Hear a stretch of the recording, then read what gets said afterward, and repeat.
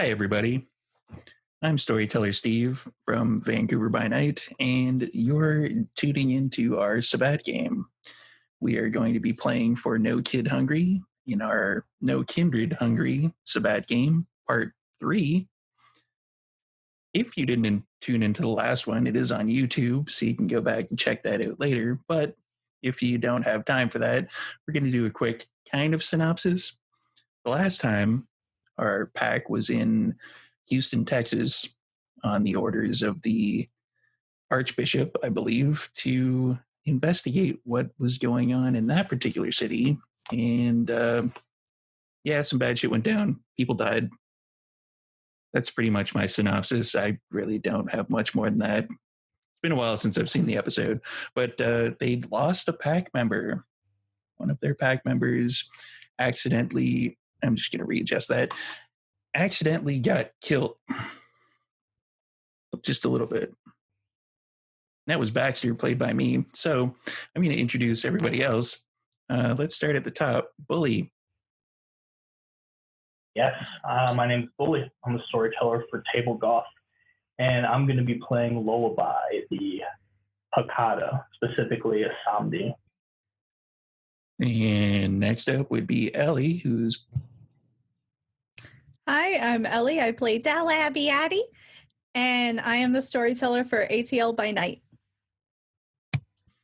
And next up is Elijah. Hi, my name is Elijah Israel. I'm the storyteller for Chicago by Night over at New Dark Studios, and I am playing Raphael, the pack leader, and also La Sombra. And Shane.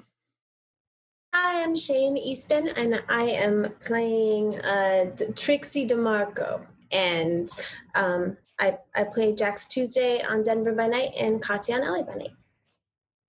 And we're kind of switching out a little bit. I'm going to be storytelling this one. Last time we had a special guest storyteller, Matt Stormcrow, I think, from Jackalope Studios. Yeah.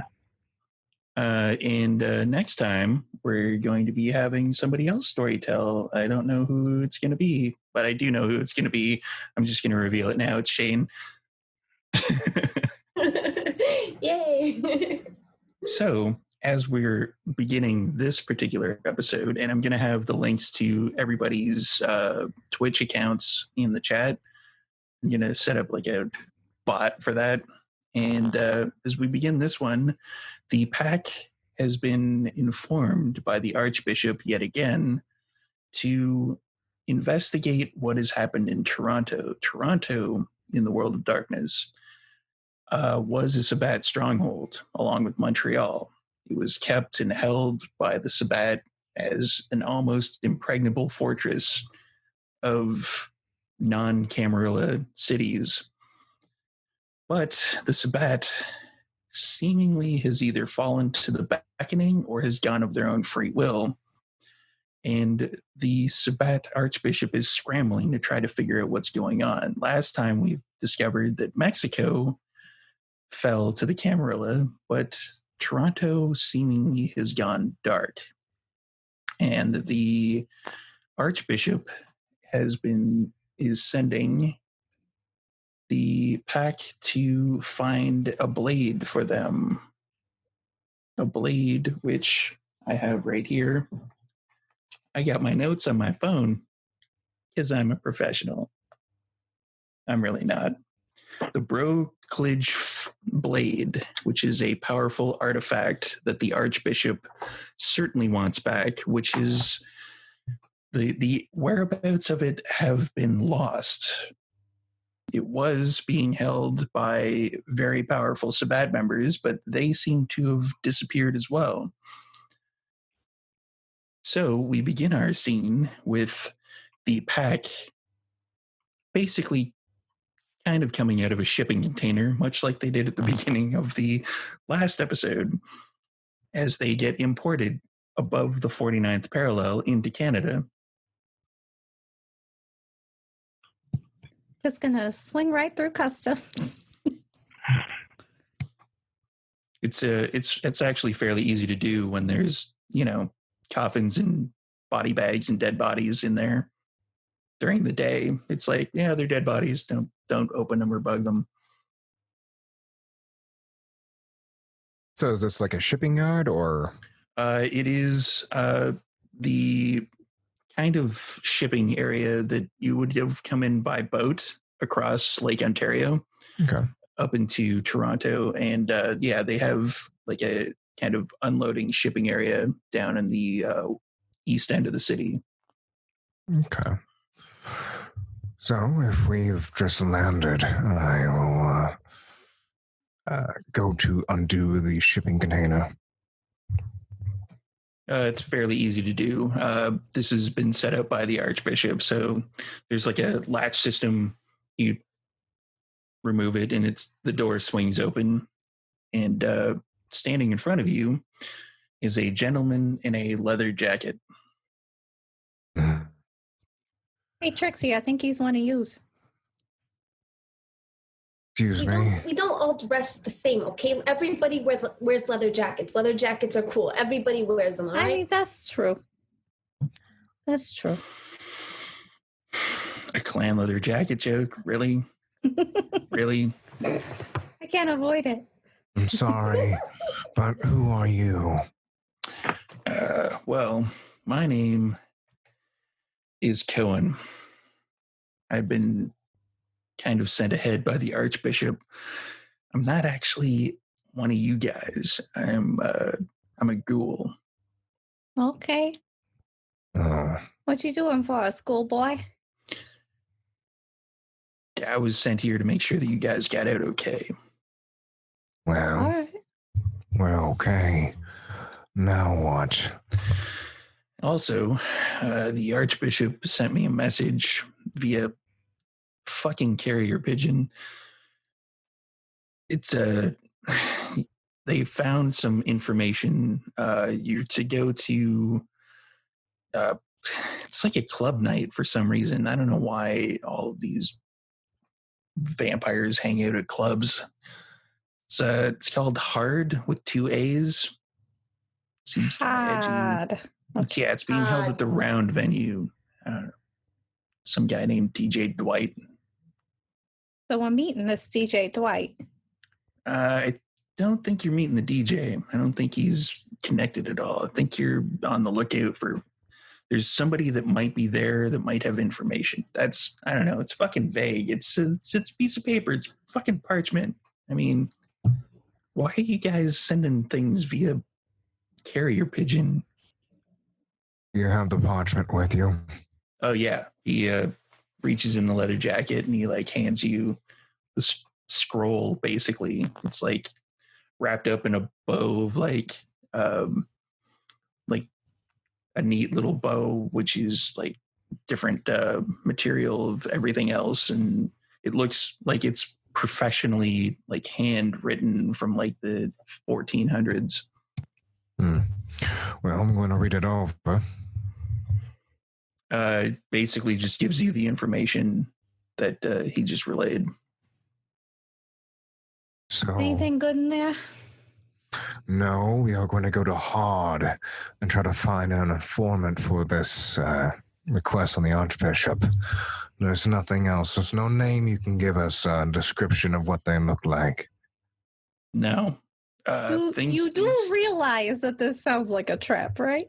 Things here have gone really, really dark. I haven't been able to find any vampires here at all. Any what? Vampires. You're vampires. You're really What? just saying that out loud. It's an empty place. There's nothing here. Fucking amateur. Look, buddy, if you're going to talk to me like that, you're going to call me a kindred, okay? I Kindred. didn't think this about. Rule telling each other 101. Learn the kindreds. terminology or your head comes off. All right? Okay. Who do you belong to, sir, if you don't mind me asking? I belong to the Archbishop. Oh, You belong to the Archbishop. You sure don't act like it. I'm new. I don't know. The resources have been kind of thin. A whole bunch of his guys have been disappearing. I don't know. Apparently, the rumor is the Middle East or some shit. I don't know. People liking sand in their ass cracks or something. I don't know what. Can Can I roll insight on this guy? Sure. What would you like for that? I'm glad you were doing it because I was about to. Let's see. Would that be Let's go wits and insight? Yeah, it's probably wits and insight. All right. I'm going to prepare mine just in case your roll doesn't go well. Actually, I have a pretty decent pool for this. I have Oh, thank God. 7 for my pool. Let's go. It'd be worse. 5 successes. 5 successes. What are you trying to determine? I'm trying to gauge as far as his body movements. Does he seem nervous when he's delivering this information?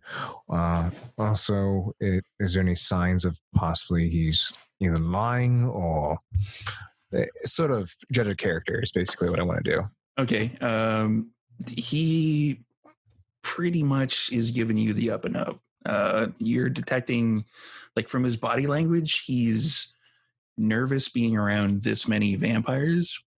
But he basically, from what you can tell from his mannerisms, like his eye movement and the fact that he's minorly sweating, but it's kind of a warm night. Yeah, he's pretty much telling you the truth from what you can tell. All right. I'm going to go to Hard and find someone to give us information. Where are we going again? It's a place called Hard. I don't understand what's fun. One more time, Raphael, please. It's a place called Hard. What's... Okay, I'm ready. Let's go. I got it now. Let's go to the party. Real quick, before we I just put that together. Thanks for that. before we leave the shipping yard, I would like to throw up Sense the Unseen. Sense the Unseen. Okay. That's gonna be my wits and aspects. So it's not a lot. I just want to double check. All right. I love Sense the Unseen. Such a great power. Take that, Aura Perception from Revised. No? It's a big fat goose egg. Oh. Good start. All right. So, yeah, let's get these rolls out of the way while we're doing like just perception stuff at the beginning. All right, Dice. I'm going to need you to behave for the rest of the game. So you have the blood forced into your eyes and into your senses, and there's something not right about Toronto. You can't. Maybe it's the exchange rate for senses. I don't know. You're just. For some reason, you are not seeing stuff as clearly as you should be. But if I'm feeling that, then before this night even starts, I'm gonna try and trigger a premonition. All right. Just a generic one. So just a generic one. That one is free, so that's not a rouse check, and that is my resolve and aspects. Oh, good. That's a terrible pool. Yay! Wait. Never mind. That's gonna be 3 successes, critical. All right. So as your senses are kind of hazy, you're trying to focus, you accidentally trigger your premonition, and you see Toronto, the skyline, the CN Tower, the Rogers Center, and it is the Rogers Center, people. It's not the Sky Dome anymore, so get over it. And you see, like, the city itself. You're kind of coming in from the water. You see the round venue where Hard is located, and there are people dancing. They're swaying. People start to kind of fade a little bit, and you see Trixie. And as you see Trixie, she comes into hyper focus, and then she bursts into flames. And then you see Raphael dancing. That's how I know something's wrong. And you also see a dagger that flies up, and it hovers in front of you so you can see it perfectly. It is a innate dagger that is perfect. It looks like it's made of silver from tip to handle. It looks extremely old, and you definitely are getting the feeling that you would know exactly where this dagger would be if you were close enough to it. Like you would have kind of a sense of where the dagger is. Okay. And it flies away from you directly in between the eyes of Lullaby, and Lullaby falls over. Swear to God. I am going to relay every single detail of that to the rest of the code of the pack. They hit me where? Here? Right in your third eye. That's like a you thing, right? Trixie, you looked great, but then you caught on fire and it was kind of weird. Okay, I reach into my jacket pocket and I take out my Zippo that I've just been keeping around for memory's sake, and I just throw it. Okay, I don't know if that'll help, but that's a good start. Raphael, you were dancing, which, by the way, good. You should do that more often. We should. Is the ghoul still here? Yeah, the ghoul is like be like, fuck! I forgot you were here. No idea. To get us to hard. Oh yeah. You can you pile in the back of the van. It's fine. Perfect. I just got to find which one of these boxes my friend is at. One moment. For the sake of brevity, can we say before heading off to the next mission, Lullaby's procured another corpse? Oh yeah, easily. So yeah. Okay. And I think we'll do the same as before. Get a corpse, get a ghost, so I don't have to go through the whole thing of doing that at this time. Okay. Let's make some rolls. All right. Actually, Ghoul Boy. I prefer to drive, if that's all right with you. I'm gonna drive, or I can make you let me drive. All right. You can be my little GPS in the passenger seat, okay? I'm gonna call you MapQuest. All right, let's go MapQuest. MapQuest? Yeah. Is that an old reference? What the fuck is MapQuest? Oh, okay. Waze. I'm gonna call you Waze. What are you talking about? Let's get in the car. You're gonna be my GPS. All right. She's a really good driver. You don't got to worry about nothing. And he gets in the passenger seat. And I'm assuming the rest of you kind of pile in the back along with Lullaby's new/old friend. New, because the old one got utterly destroyed. So. Oh yeah. That was this one's just called Buddy. I got him at a 2-for-1 workplace accident at a factory. A lot of bodies.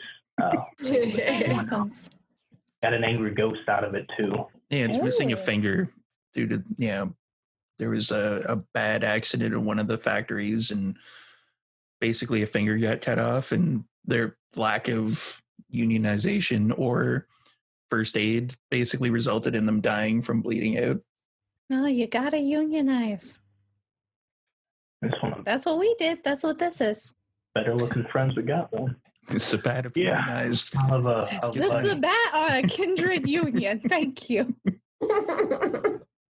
Local 479. Still fresh from being dug up, so it just sort of probably has on like a dirty suit. It's probably buried in whatever suit he had. Oh yeah. It's got the suit. There's the company Lullaby usually digs up. It's kind of split up the back because it's a lot easier to finagle bodies into coffins when there's less movement. But yeah, it's kind of like maybe staple it in a few places to keep it together. Staple it onto the body, like okay, whatever works. Yeah, it's still a little squishy. It hasn't quite gotten to the point where it would smell, but you've been around bodies way more than enough that that if it takes any physical trauma whatsoever, that things are kind of going to pustulate, and it's going to start smelling if it takes a couple hits. I got ways around keeping it intact.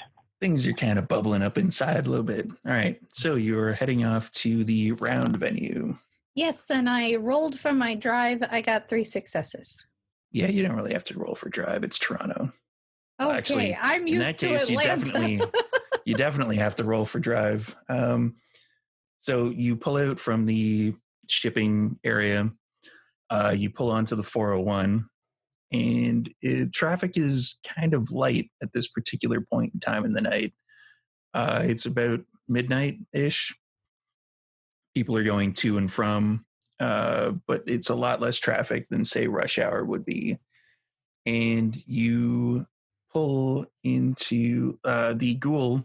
Cohen lets you know where exactly you have to go, and you pull into.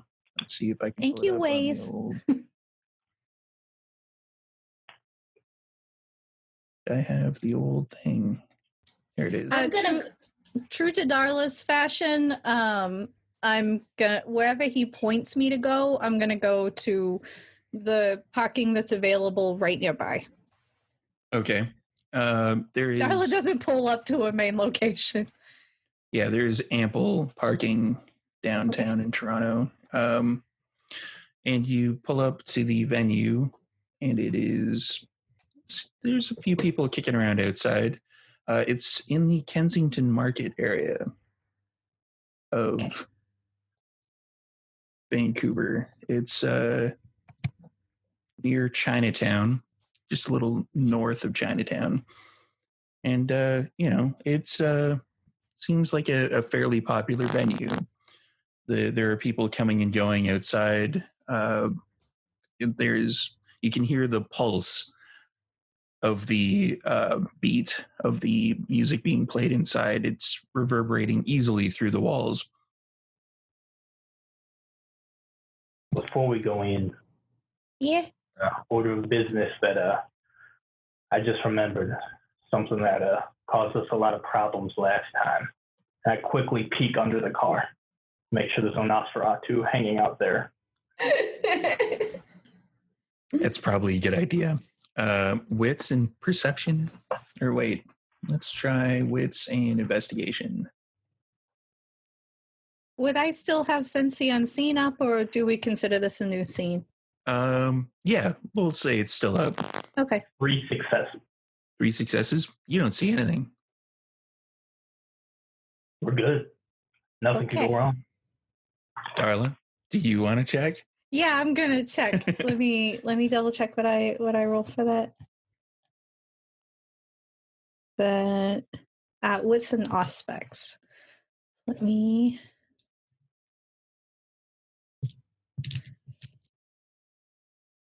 Oh, I thought I added so much stuff, but I keep choosing to do things I don't have dice for.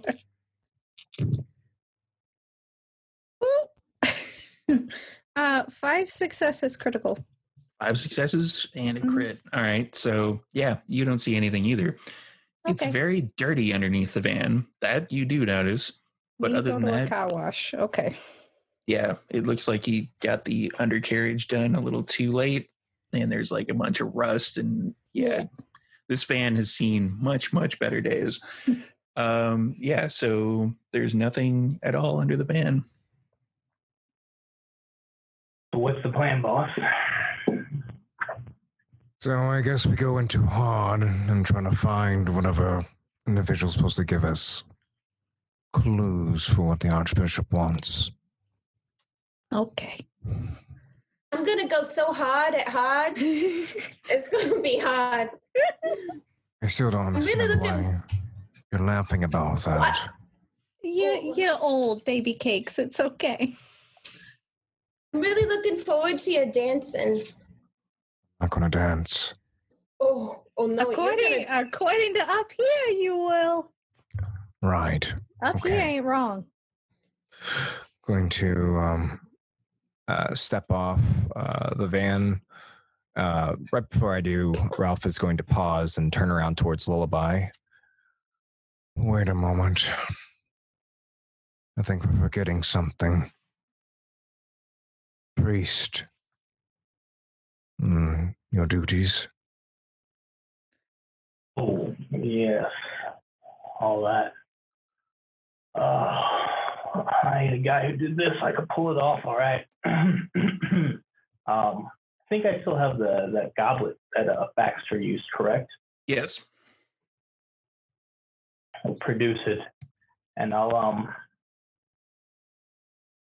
pause for a moment. And Lullaby's got a few souls rummaging around his head, and he's gonna let a verse in this sort of thing come through for a moment. All right.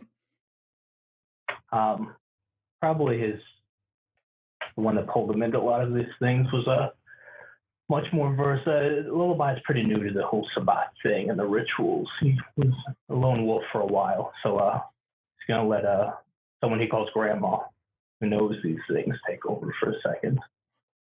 He becomes a little more demure, a little more hunched, but somehow a little meaner looking. We're producing the goblet and then saying the rites, slicing himself and beginning this ritual, filling the cup with blood and passing it to his packmates. At this point, I would have already closed the van doors and sort of participating in the vinculum. Oh, yeah. Some things you definitely don't want to have, the juice bags seeing. So I'll take a drink and pass it. And I will take a drink and pass it to Trixie.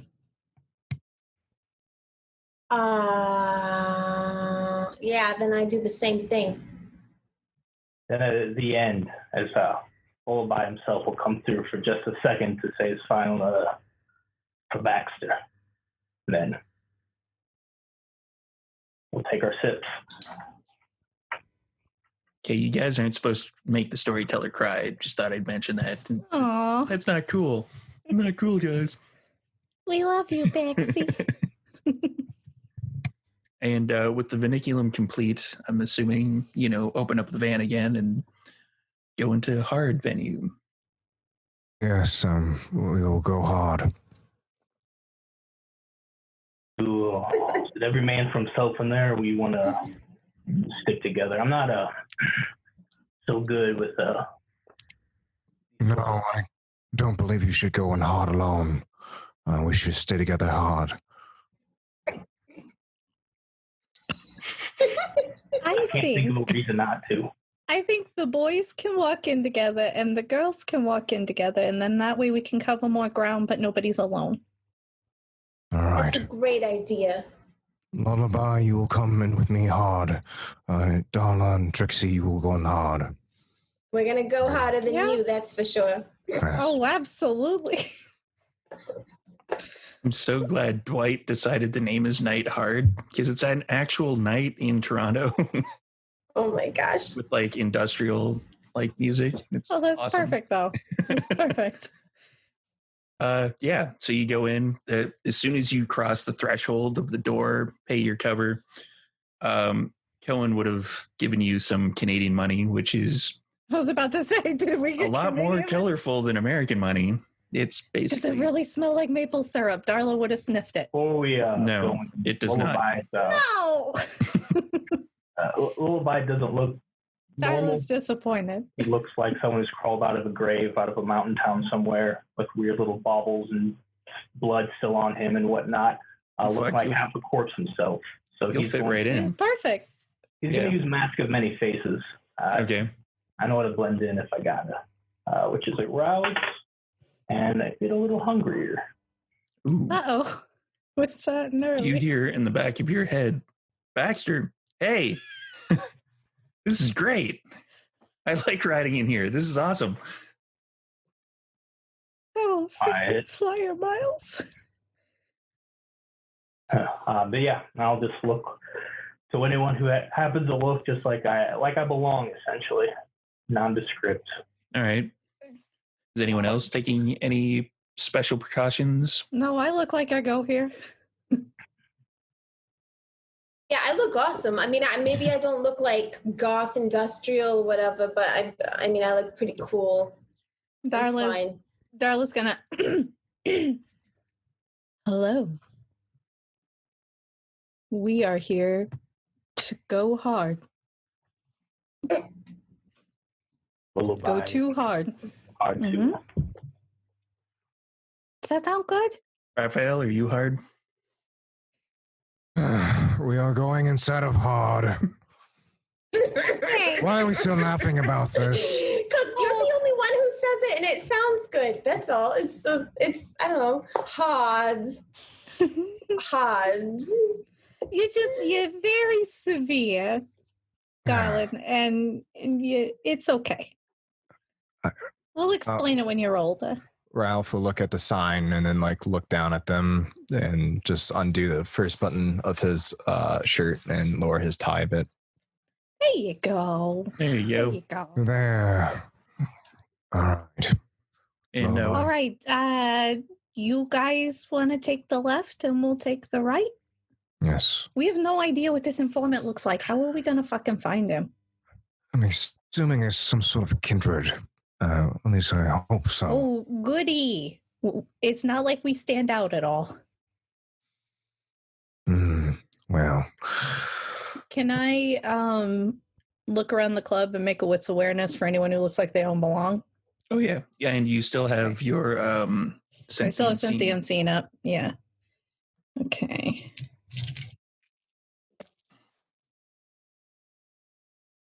One success. There are a few people that may be kindred, may not be kindred. Okay. But there is one particular person that stands out. He's about 6 feet tall. He's got a giant blue mohawk.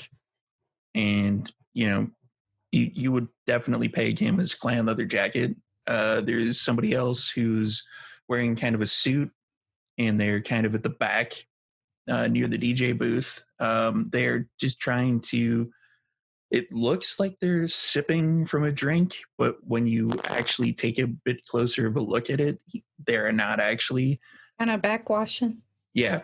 Yeah. It looks like they're kind of swishing a little bit, and then it goes back in. And then they kind of, nonchalantly a little bit of the drink. And then they, it looks like they've actually pounded some of it back. And there's a woman who is wearing a corset. She's got red hair, and she's on the dance floor just cutting a rug, basically. And the music is just pounding. That's why you figure you're having a little trouble narrowing it down, because there's lights and sound, too much of a distraction. Okay. I see 3 suspicious fuckers. We got Mohawk over there. We got the suit in the back. And there's a lady on the floor that is really getting it in a corset, which tells me breathing is not her forte. So how are we going to do this? I think if anyone's going to talk to suit, it needs to be you, Ref. So we're still together at this point? Yeah, we're kind of I imagine, chilling at the front. Okay, I thought we split up. Okay.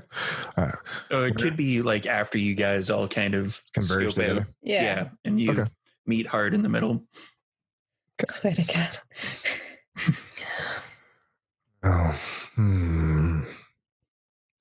Maybe some closer inspection. Is there a particular prey that you would like to hunt? I think Trixie's probably going to have the best luck with Mohawk over there. You're probably going to have the best luck with the suit. That leaves me and Lullaby to figure out what to do with Corset over there. All right. Well, as always, pack subtlety. Trixie. Subtlety. Yes. Remember, darling, subtlety means to be kind of low key. Low key. Oh, Raphael. Yeah. Sarcastic. Now I get the comedy part. So Yeah. I wasn't making a joke. Subtlety. We actually got to be subtle here. There's way too many kind in here. I'm actually gonna like inspect Trixie, make sure there isn't a crowbar like hiding anywhere. Well, it's in my jacket. Wits and awareness. Okay. Oh wow. Or That's a lot. investigation, whichever one happens to be your higher. 5 successes is the bestial if I fail. All right. Trixie, do you have the crowbar? Yeah, it's in my jacket. You're wearing your jacket currently? Yeah, I got it. It's Okay. here. I'm sorry. Yeah. It's too hot in the summer to be With 5 successes. Yeah, with 5 successes, you definitely there's a crowbar in there. You can tell. No crowbar, baby. No crowbar. if you like, I can take the crowbar. I can have my friend in the van watch it. And maybe it's a good idea if you, I'll trade you. I'll reach in a few different pockets before pulling out a little red rock. Something I whipped up in case we get separated. Right? What's that? What you want? You want to trade me a rock for my crowbar? Yeah. The trade don't really shake out. What does it do? Magic? Because this is a bloodstone. Oh. Okay. No, I'll just hold on to my crowbar. Thank you. She'll be a good girl. It's fine. It's fine. You should probably hang on to this just in case either way. I'll take that. Thank you. All right. Grand. Just keep the crowbar in your jacket. And remember, I got a bloodstone in my tits. We're good. That's not where. Yeah, okay. children, subtlety, please. Okay, Papa. Subtlety. We'll be fine. Just don't be you about stuff. Try and be cool. We're in a club. Under the orders of my Vatty. tie. Yeah. Subtlety is the name of the game. So we should probably have a drinking game of everybody taking a shot every time subtlety is used. So let's deal with Trixie first, who will be going up to the gentleman in the mohawk. Speaking of subtlety. Okay, cool. So I walk in and I approach the blue mohawk guy, and I kind of I don't really know how I'm going to get his attention. I take off my jacket and I just kind of hold on to it, and I walk up to him and I just go, hey. Hey. Shh. Keep it low key, okay? God. So like, hi, what's your name? My name's JJ. JJ, that's a good name. I'm Trixie. Where can a girl get a drink around here?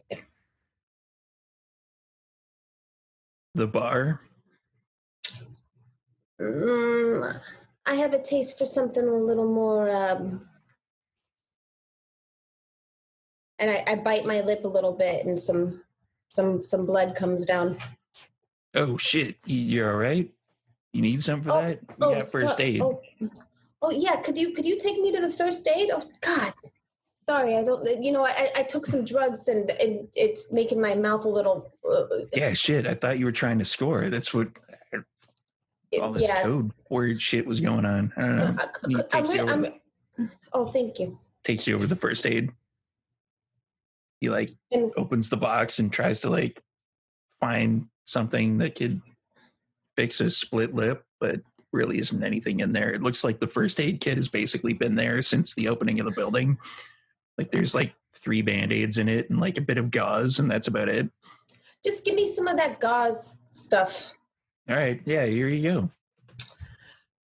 So does this place have a basement or, a back? I'm supposed to meet somebody here. See, I'm a bit of a collector. I collect knives. I had a buddy that had some sort of deal they wanted to break with me about, something. Yeah, we got a basement, but if you want to fuck, you don't have to do all this code word shit. Oh, okay. Let's go. Let's go. Let's go. All right. Yeah, he leads you down into the basement.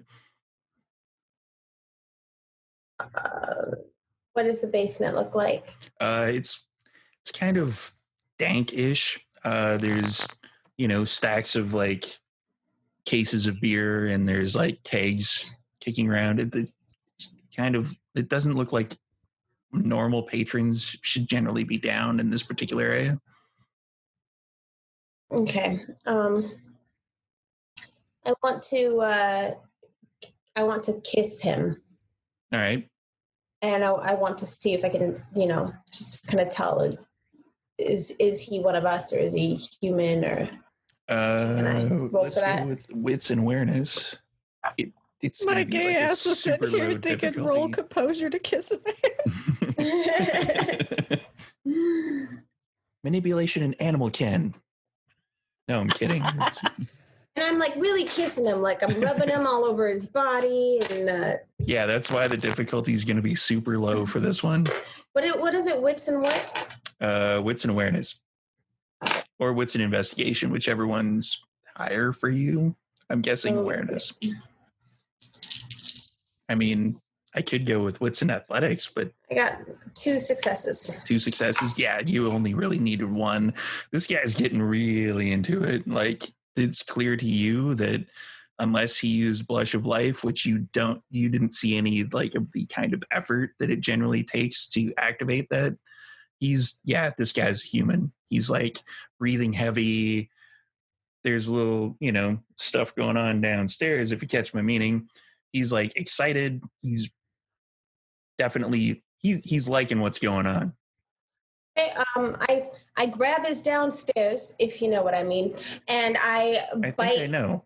I bite into his neck completely. Okay.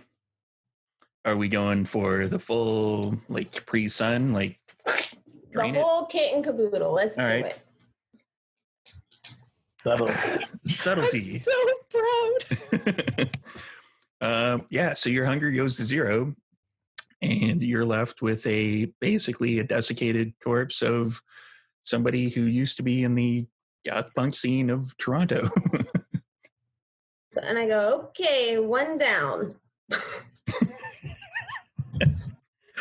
And while that's all going on, Oh my God. let's slide our focus over to Raphael.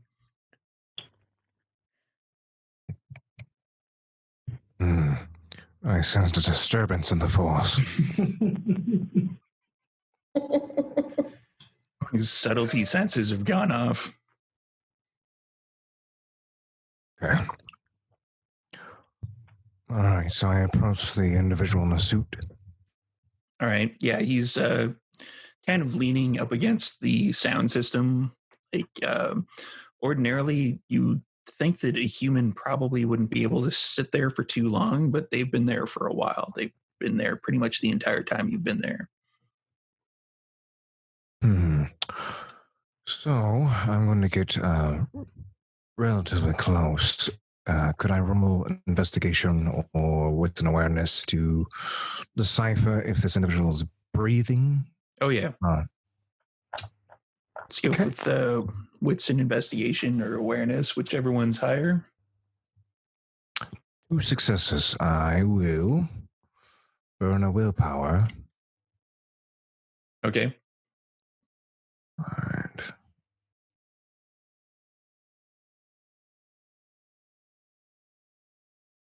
So that makes it 4 successes total. 4 successes? Yeah, this guy ain't human. There's no breathing that you can tell. He doesn't blink as often as he probably should.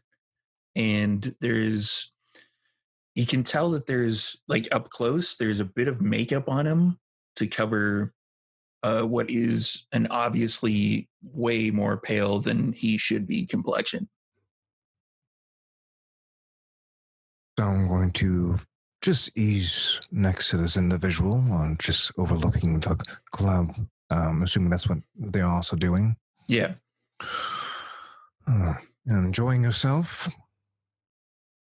Yeah. Kind of looking for something to eat.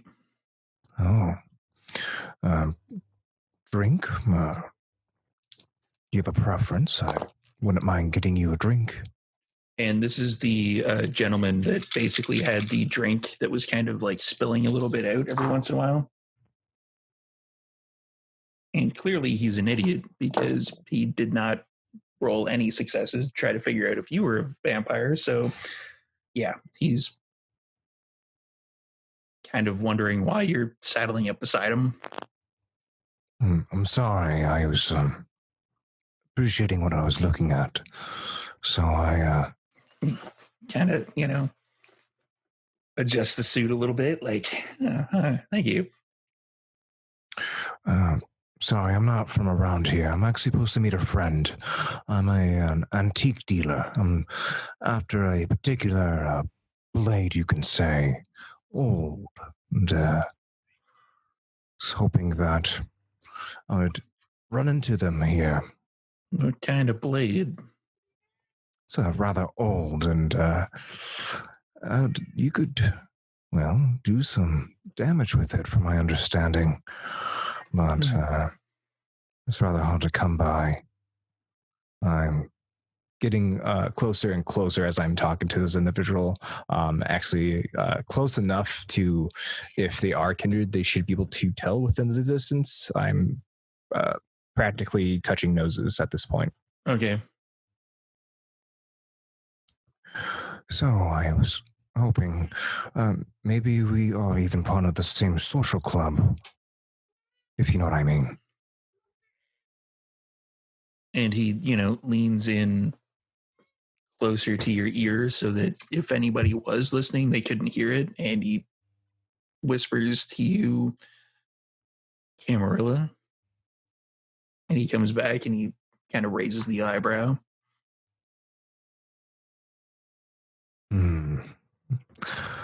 Well, I can't say that.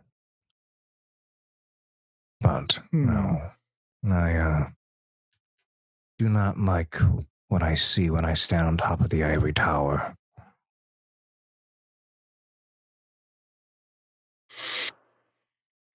We should talk elsewhere. Neither way. And he leads you down into the basement. We'll get back to that later. Now let's go to the redhead dancing on the dance floor with the corset, and Carla and Lullaby are all right. Vala is going to dance her way through the group. Once I'm close enough to her, I'm gonna watch her upstairs and see if there's any movement. Because with a corset, that would shove all that up. Because I'm mean. Dex and athletics. What's in a way? Dex and athletics? Oh, to get through the crowd. Yeah. You're dancing. Yeah. You can dance if you want to. You should not perform. If you want performance, yeah. One of the two. Whichever one's higher. I at least have wanted that. All right. One success. There's a little tripping here and there. Like people are kind of getting in the way. It's a little crowded, so you're kind of people kind of shoving me. I'm like elbowing your way through. Yeah. And then we would go with wits awareness. Wits awareness. All right. Good old. You have sense the obscene, or sense the obscene. Since the obscene is for checking her chachas for breathing. 3 successes. 3 successes. There's, it's a little tough to. You're dancing, she's dancing. There's movement up and down, but you eventually figure out that there's no pulse in the throat, and there doesn't seem to be much heaving. Like the main thing that you would get from it is that she's not sweating, and it is hot as hell in here. I mean, I don't sweat either. So. That's true. All right. So I'm gonna dance a little closer to her. Is she like having fun, or is she just like passing time? With the 3 successes, you can tell that she's putting on a really good show of having fun, but she is occasionally kind of, glancing around and seeing what particular buffet treats she would. Okay, I was about to say, does she appear to be looking back at the suit man or looking towards where Mohawk used to be? No, neither of Okay. those. It looks as you've seen this particular kind of thing before, where it's like she looks like she's it's that hunting look. Yeah, she is. She seems a little bit hungry. What are you gonna do, Lullaby? While you're eyeing her, trying to determine your stuff, can Lullaby, still looking just like a nondescript person in the crowd, pass by and pull out one of the needles I use to sew up some of my dolls, and just sort of poke her as I brush past her. You're poking the redhead? Mm-hmm. Okay. She kind of starts a little bit and like shoots you like a glance, like staring kind of daggers at you. Yeah, I'm just still sort of walking through. Still with masking many faces just to look like someone very forgettable. So I'm going to stick that needle I poked her with. Get a little taste. All right. Need taste for blood. Taste for blood. Yeah. So to resolve blood sorcery for me, which I have a ton of resolve. A little bit hungry. Did you say you get hungrier? No, I just was adding my hunger die. Okay. I have 3 successes, which it is difficulty 3. So I could determine the resonance, intensity, if they're human, blah, blah, blah. So I'd be able to tell she's a kindred. They are not human. And also be able to identify the blood potency. Do you get clan and generation at that level? I get generation. I don't believe I get. Let's see. I think clan, you would probably need more successes on it. Probably. Yeah, it doesn't say anything about clans. But we've been in our off season too long. I forgot all my blood sources. I get their blood potency or generation. Okay. Generation you pick up as being 10th. Oh, baby. And for the blood potency, you actually pick up 2. We have that in common. So I'm just going to circle, as I poke, I'll sort of circle around back to Darla and just in her ear. She's one of us, 10th generation tastes like. Okay, so I'm just going to blend in with the crowd again and let her do her thing. Okay, I am going to it's been a while since I've used these powers. 1 second. Okay, so I'm gonna kind of like go up and kind of like bump into her and then just be like, oh, I'm sorry. You are gorgeous. Oh, thank you. What do you say you and I grab a drink? What kind of a drink? Oh, I think you know what kind. I think I know what kind too. And there's There's a basement we could go down. Perfect. So you are going down into the basement with her? Okay. Lullaby, are you following? Yes, I will follow. Behind my back, I'm like... All right, let's kind of swing back over to Raphael, who goes down the stairs with the gentleman in the suit. And the gentleman in the suit... I hear them coming down. With the reverberations of the actual like sound system and such, let's do a wits and awareness to see if you... Yeah, because that would be some heavy bass. Yeah, it's super heavy bass. So the sound of even like metal stairs. Oh, I got 4. Yeah, you you can kind of hear them, like in between the you can hear like kind of steps coming down the stairs of two sets of people. I'd like to hide. All right. There's no hide thing. It's stealth. Okay, Dex and stealth. Okay. Mm-hmm. 2. 2 successes. Okay. You find some like kegs that are stacked up 3 high. That the top one looks kind of precarious, kind of like it really shouldn't be stacked that high. And you kind of squeeze yourself in a little bit behind them. Do you bring the dead body with you? No, I forgot about that. So, as the gentleman with Raphael comes down the stairs, at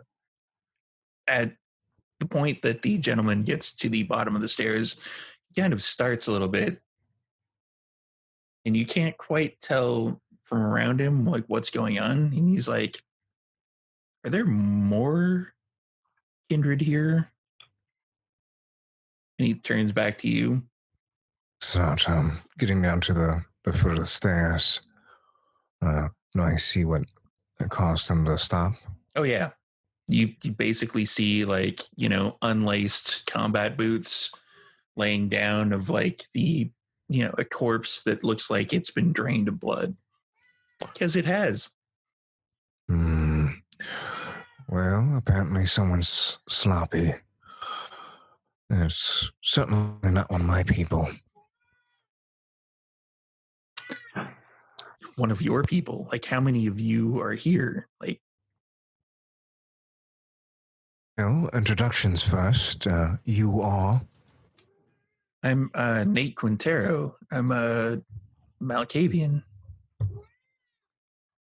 Well, that's nice. Who do you work for? You mean, who do I work for? There's no like order here. This is kind of an anarch area. Thought you were Cam. That's why I was bringing you down here to take care of you. Oh, well, you can say I'm not exactly Camarilla filth. Oh, that's good. So you're anarch then. That's great. This is awesome. We need more anarchs in the area. What clan are you? Well, first things, you seem to understand my interest here. I am looking for a particular blade. Do you know anything about that? Nope. Interesting. Well, yes, you can say I'm Anarch. All right. Cool. Like, what clan are you guys? Like, are you guys all the same clan? Like, this is great. We need more blood in here. Fuck those cammy shitheads, right? Yes. Oh, some of my packmates are Cative. And myself, I'm a Toreador. Ah, cool. We need more Toreadors. That's great. Yeah, we got like an art scene going on. We got like DJs and shit. This is great. I love this. This is awesome.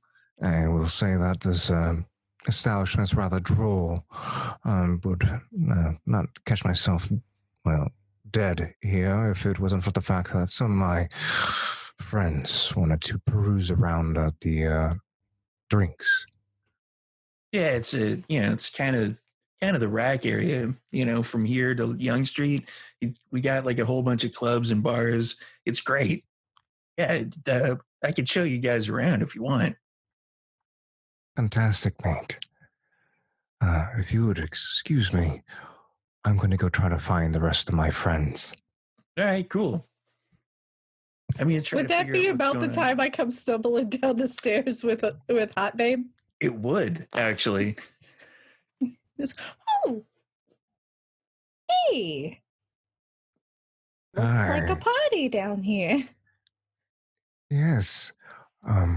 There are more people down here? This is from the redhead in the corset. Apparently so.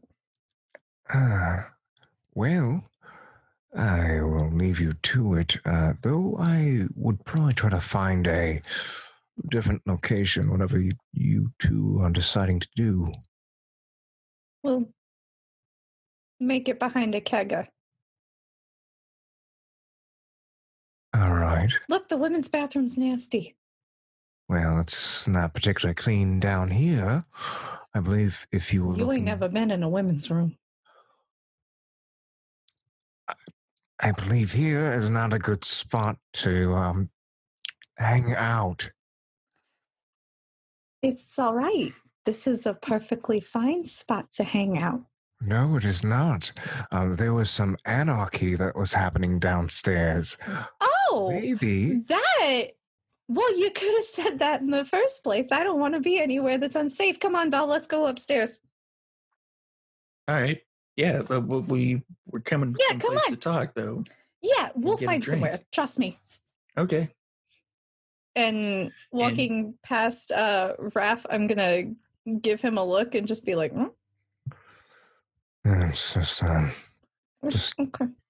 As you turn to leave, Raphael is coming up the stairs, and the redhead looks down the stairs and sees Nate and just basically goes, "Fucking anarchs."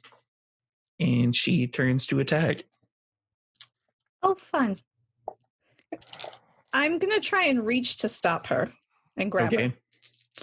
So That'd is be that going to be Let's go with Dex and Brawl. Dex and Brawl? Oh, good. I'm good at that. So is she. These games Apparently are not. just These games are just constantly me going, "Oh, I'm good at that."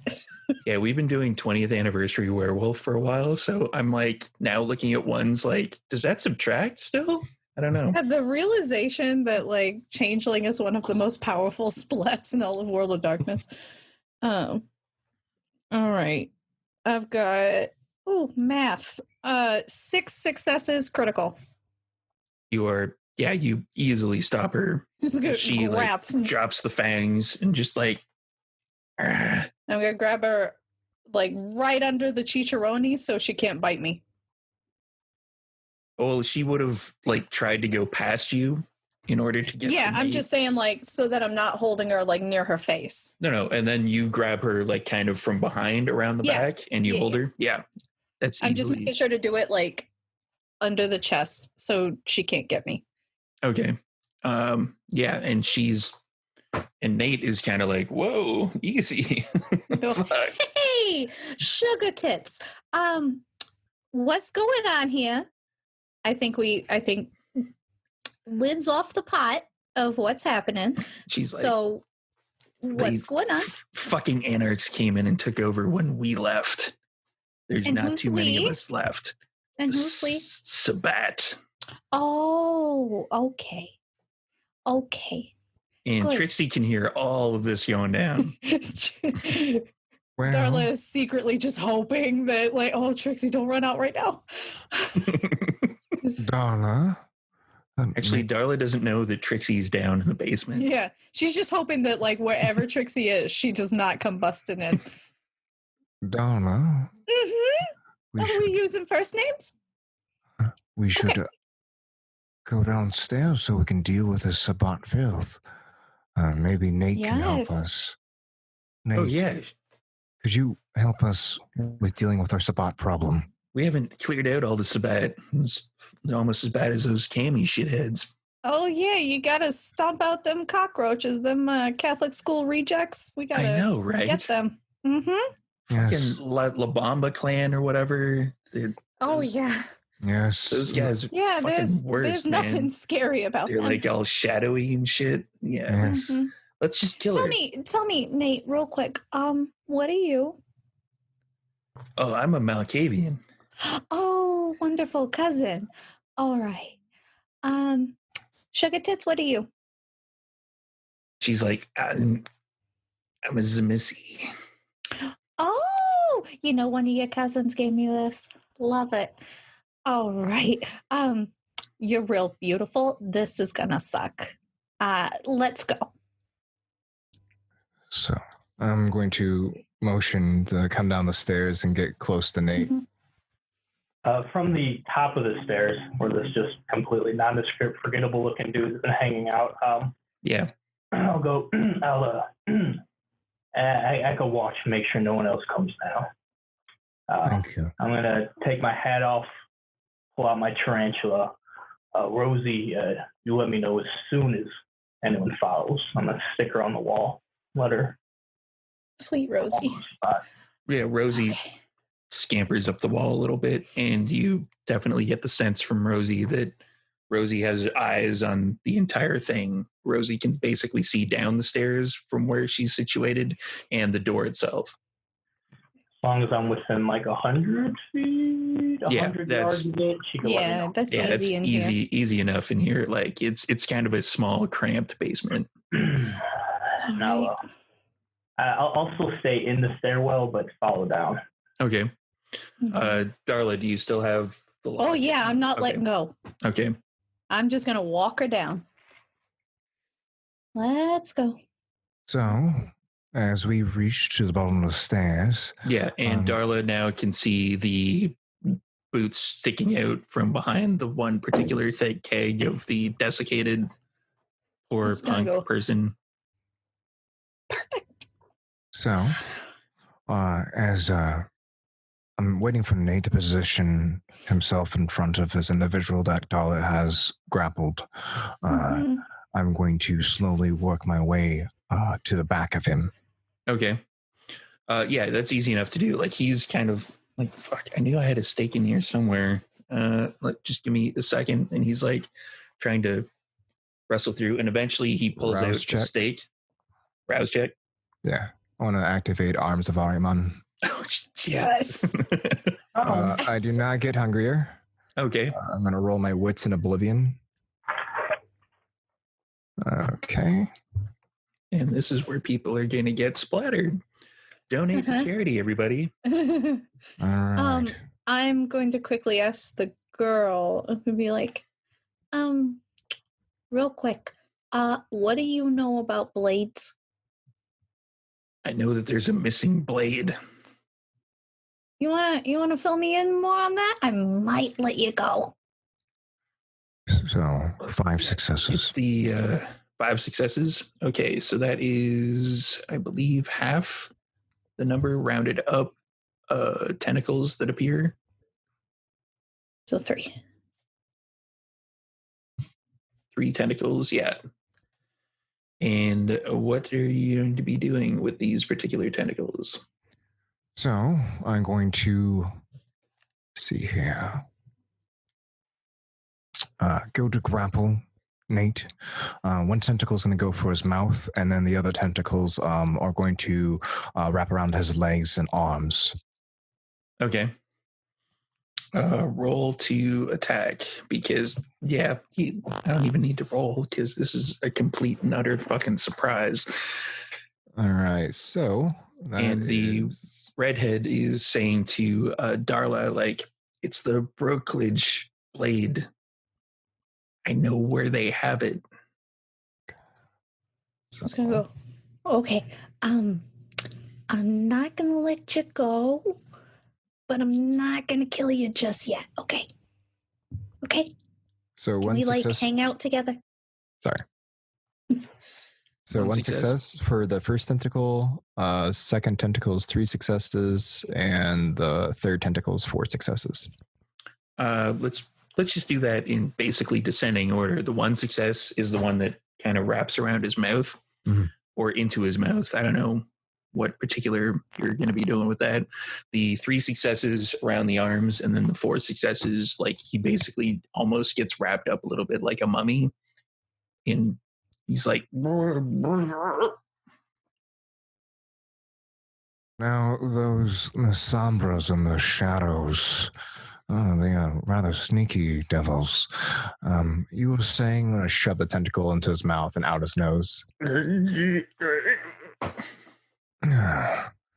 Now, about those Sabbat filth, we should do something about them. Isn't that right, Nate?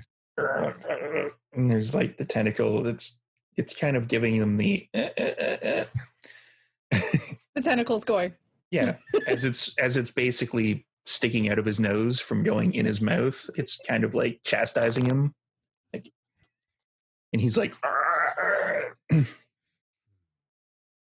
I turn towards the individual that's grappled by Darla. Now, I really hope you know everything about blades.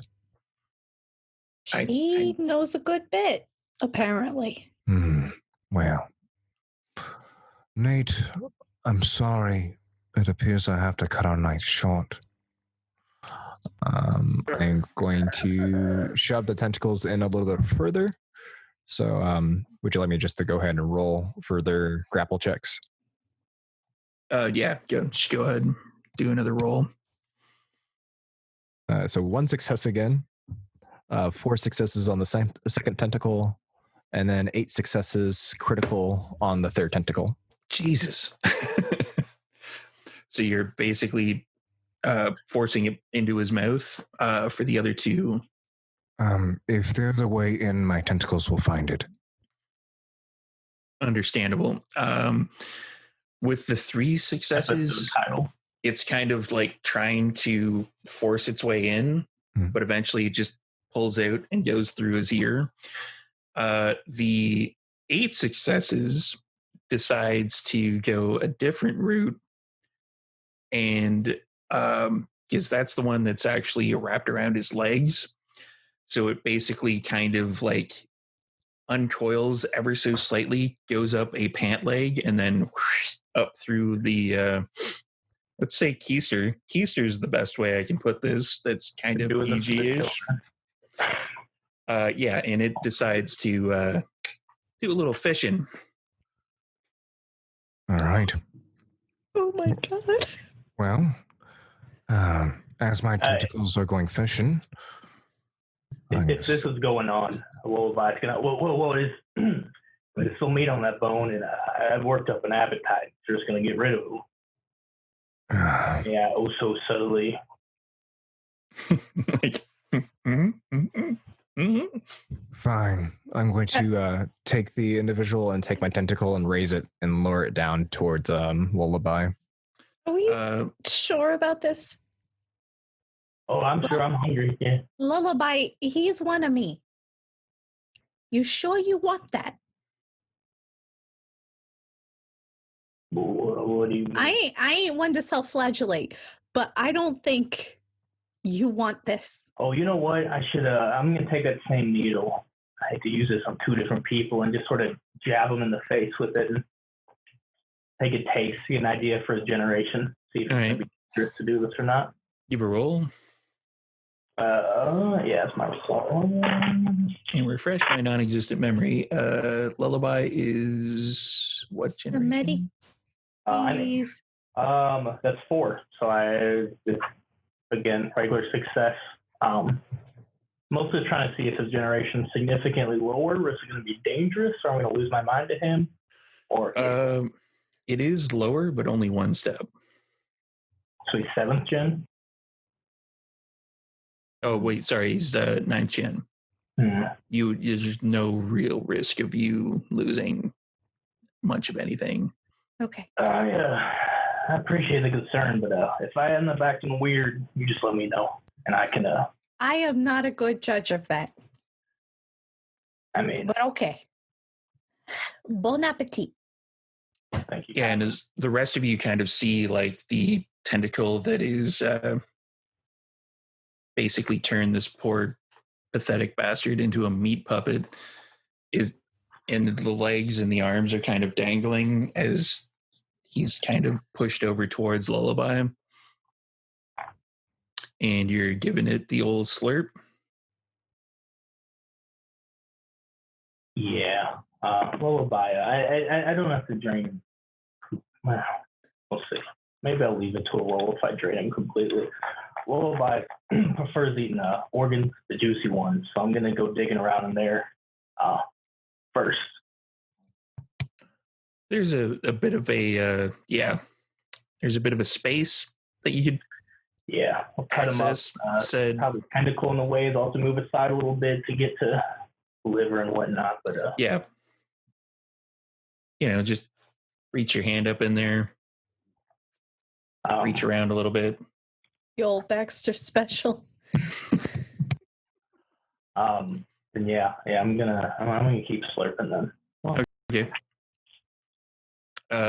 Trixie, as you hear all of this happening, what are you doing? I'm very quiet, but I kind of peek my head out, and I'm trying to like get Darla's attention. Should I wits awareness to see? Not even necessary, unless you want to pay attention to, the lullaby. I imagine at this point I've probably been looking for Trixie, so just like, oh. Yeah, it's easy enough to do. Shh, shh, shh. Low key. And then I duck back down and I continue hiding. Okay. So you, lullaby, are you draining the entire thing or are you leaving a bit? Draining? Yeah, I get hungry easy. Start off with a nice and full as possible. Hunger goes down to a 0. Are you diablerizing him? I won't get much out of a full Diablo on him, but sure, why not? You'll get Mama Darla's pride. Hey, let's go for those particular rolls. Really taught not to do that. That's true. If I remember correct, it's against their humanity. Yeah, I think you get a humanity stain for it. That's disappointing. Who'd have thought I could roll 4 ones? Yeah, that boy got slurped. Yeah, he did. He did. Dead as hell. Lose a point of humanity right off the dot. So I do a contest of my potency humanity versus their result in blood potency. Yeah, that's going to be easy to do. Yeah, he botched, so I think you're good. Okay. Yeah, there was 6 dice and there was 4 ones. So let's just say that didn't quite go Cohen's way. Yeah. One season. So he gone. Yeah. Darla's just like, look at Darla. I'll look over Raphael. I'm like holding her. I'm like, and as Cohen basically fades to ash, like a bloody ash smear, the redhead in Darla's arms kind of lets her guard down a little bit, like she becomes far less tense.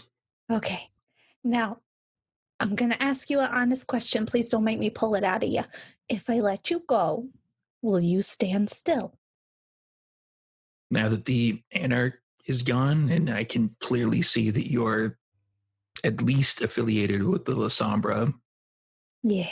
Yes. Okay, now be a good girl, or I'll make you stay.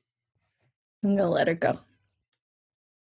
She calmly just eases a little bit out of your grip, like out of like your length of arm, basically out of your reach. Yeah, she's like, I do love that dress, though.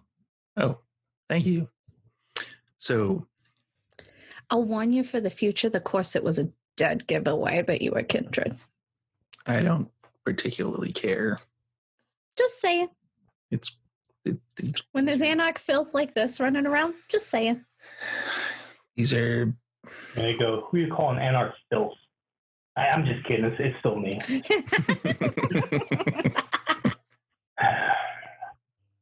And I stand up from behind the barrels and I just go, "Oh, hey guys. Hey, baby doll. How you doing?" Trixie. We got a prize out of a Cracker Jack box. Incredibly subtle of you. I'm impressed. Thank you. Yeah, I'm getting pretty good at this low key subtle stuff. So yeah, I'm gonna look towards Raphael.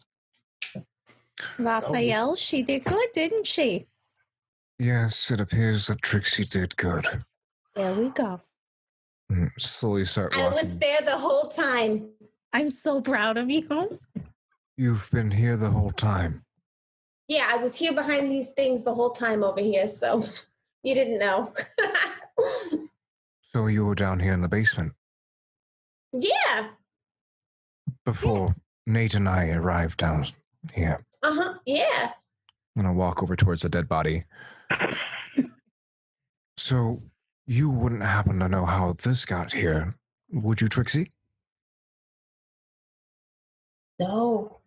Oh, that's a total mystery. I didn't even notice that guy before. Real subtle.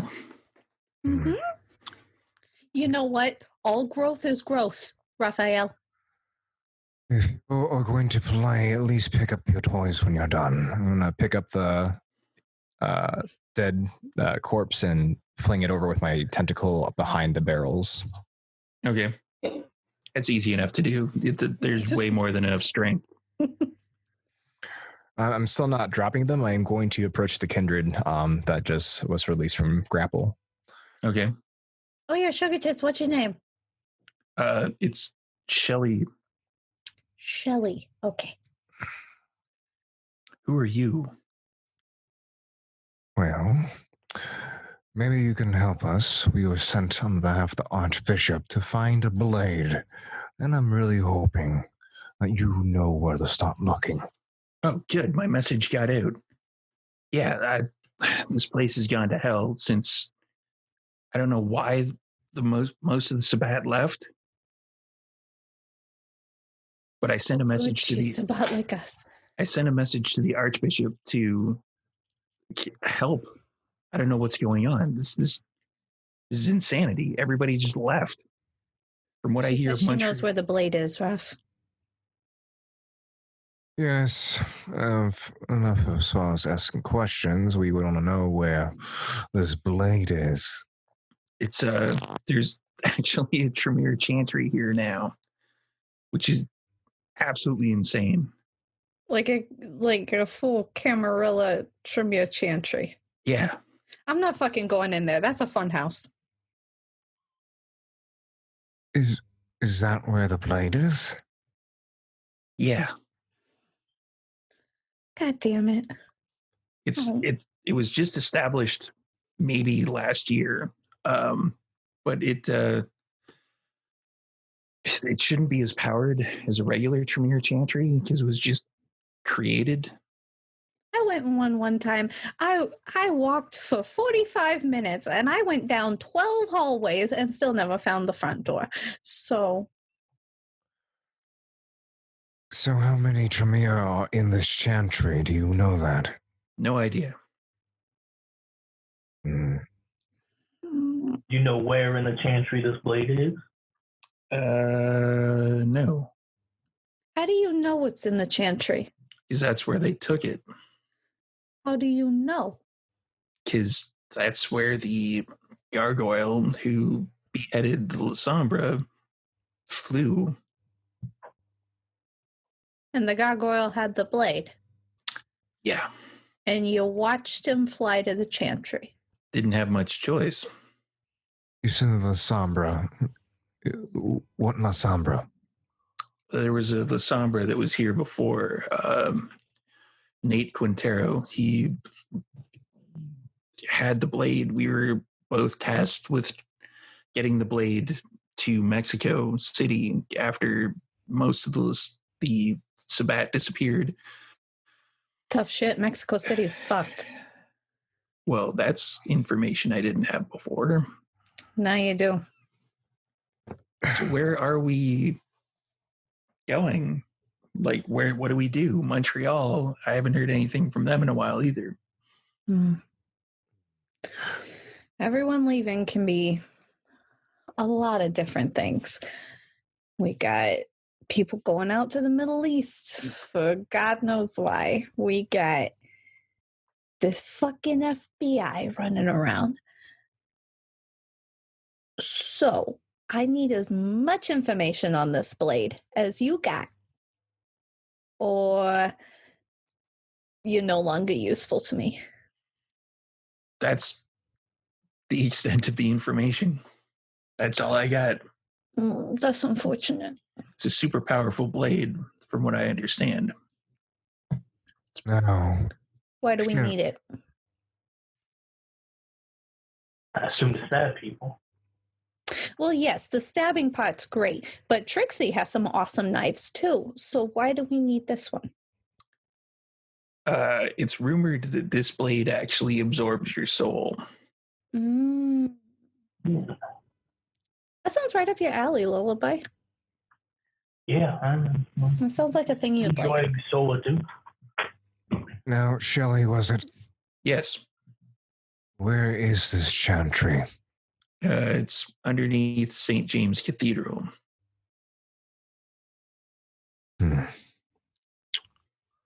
This was fantastic. You know who runs that chantry? Who's the regent? Camarilla affairs aren't really something that I'm really able to get to. All right. Future note, you really got to be aware of what they're doing. Their daddy issues a mile wide. They all got them. That means there's always someone above someone, and you need to know who it is.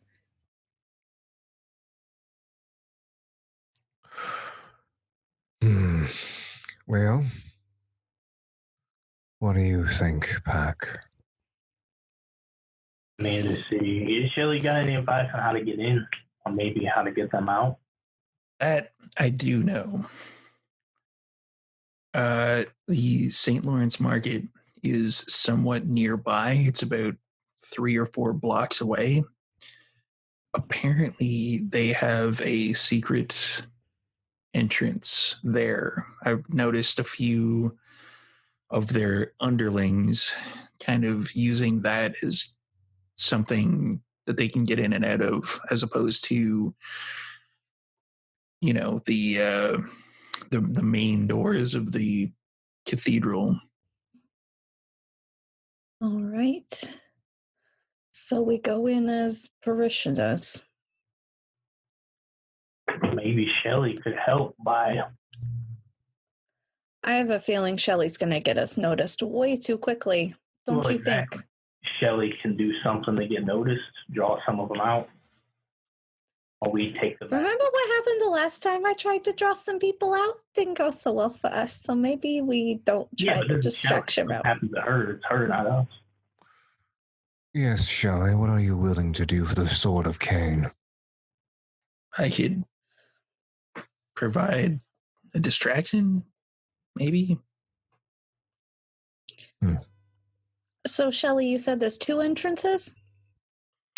There's possibly one that's on the top of the St. James Cathedral, possibly through the bell tower. That is where I saw the gangrel go in. There's the other entrance that I've noticed, the St. Lawrence Market. Okay. Which one is the easier one? The church, and we'll sneak around. That's what I'm thinking. So you want me to attack the church? Yeah. It's for Cain. Make yourself notice. Get away. Not even going to give me a couple of shovel heads to deal with this? Honey, you're Sabat. You figure that out. You need shovel heads, you make them. All right. I mean, that one got drained. I probably could have used that one as a shovel head. You got a whole club upstairs. You want me to turn the entire club? Oh my God. How long have you been Kindred? Not a huge amount of time. Date. Yeah, about 5 years. Oh, for fuck's sake. All right. So, should we head through the market entrance? Yeah. You should go to the market. Shelley, you wouldn't mind showing us around, would you? Oh, no. Yeah, I can definitely show you where that entrance is. All right. I'm going to recede my tentacles. Not for you. All right. Do you guys have like transportation? Do you need transportation? Outside. Yeah. All right. So yeah, she leads you up outside. You're all going along with her, I'm assuming. Yes. Mm-hmm. And you point her to the van. Assume the mask, many faces would not make me look as blood-soaked as I am, so I'll stroll out with them. Grab Rosie on the way, put her back under my hat. Okay. And she basically, once you all pile into the van, she gets a little weirded out by your friend that's in there. But, she eventually gets over it, and she points you where to go for the St. Lawrence Market. The St. Lawrence Market is a large red brick building that has kind of a dome roof on it. It's built into a hill, so there is part of it that sticks out, and she directs you underneath to the bottom part.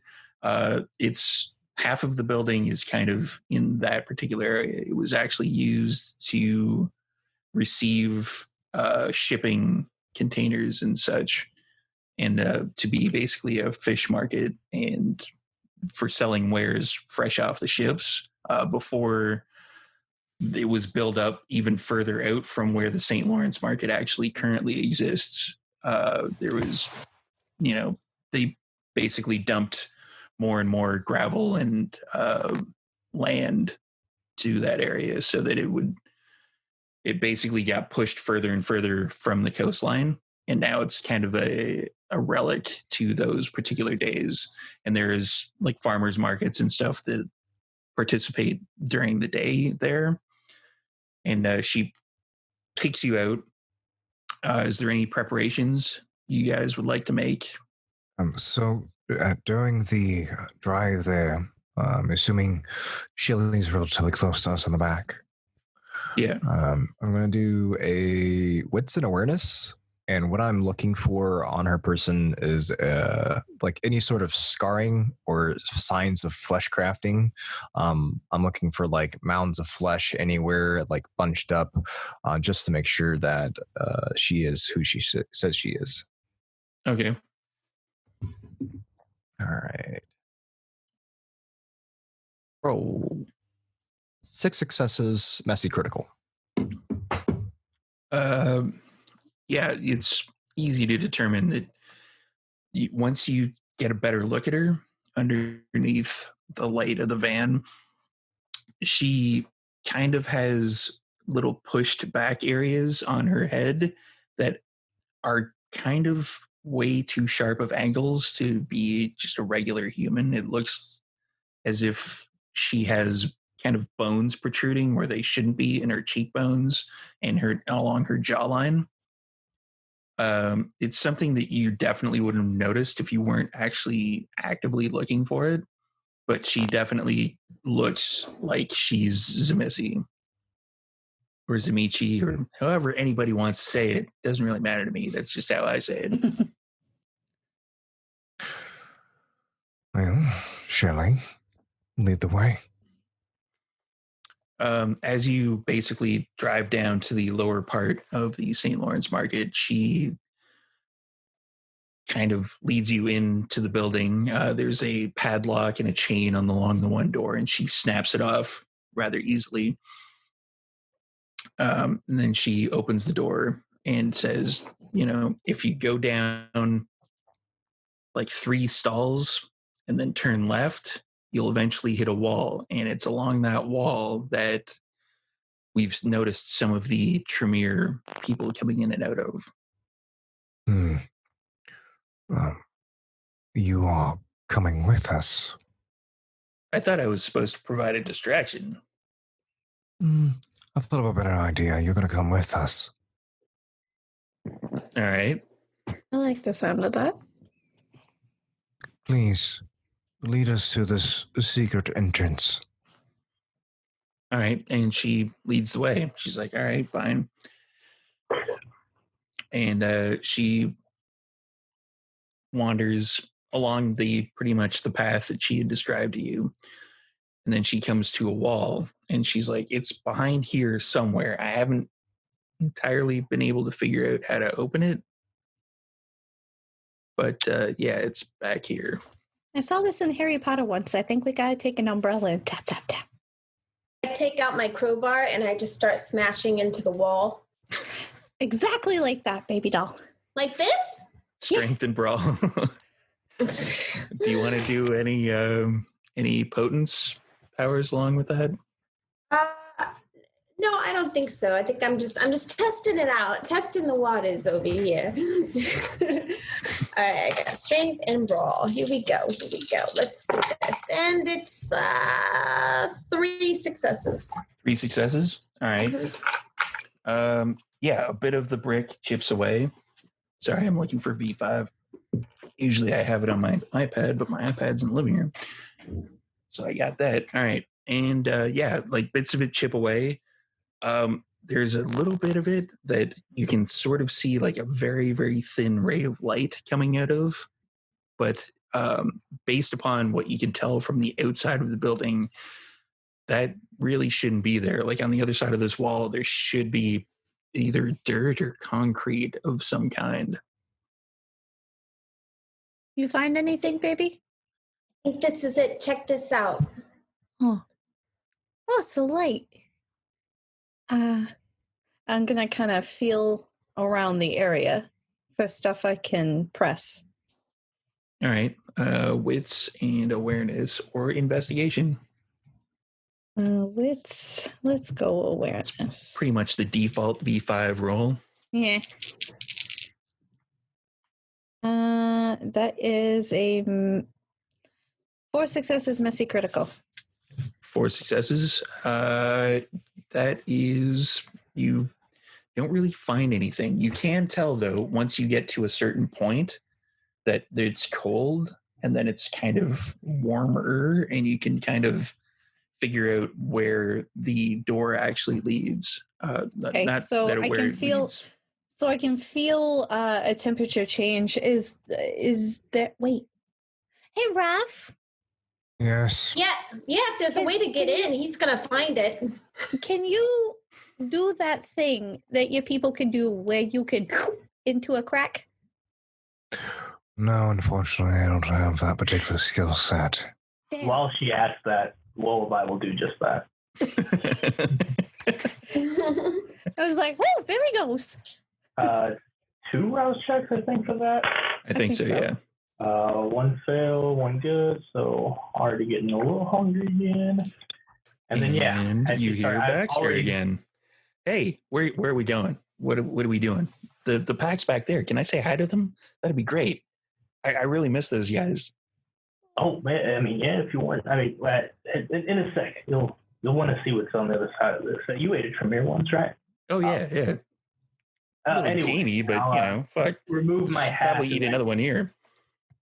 Slink into a pool of shadow and just sort of spread on the wall, trying to find any crack or something to slither in. Oh, yeah, it's easy enough when to do. He does that, I'm pointing to the one with the light coming out. Like, there. And you basically just absorb yourself into the crack and you kind of materialize on the other side. The other side is a long hallway, and it is kind of red-ish brick. It's not the same kind of brick that the St. Lawrence Market is made of. It's definitely a lot newer, and there's tables set up along the way, and there's like tapestries on the wall. It kind of looks like it's somebody trying to make it look like it's been there for hundreds of years, but you can definitely tell that this is a new construction. I'm gonna put my mouth against the crack and go, "Lullaby, let us in." Yeah, I can do that. What's it look like the other side? Just like a door, or the other side, actually, you can see as if there's a door there that you fit 2 people in, and you see Darla on the other side saying, "Lullaby, let us in." And I let them in. It's kind of hazy though, like it's I mean, do I have to do anything in particular, or am I able to just sort of let them in? Are you gonna like kind of push up against it to try to see if it'll open? Yeah. Yeah.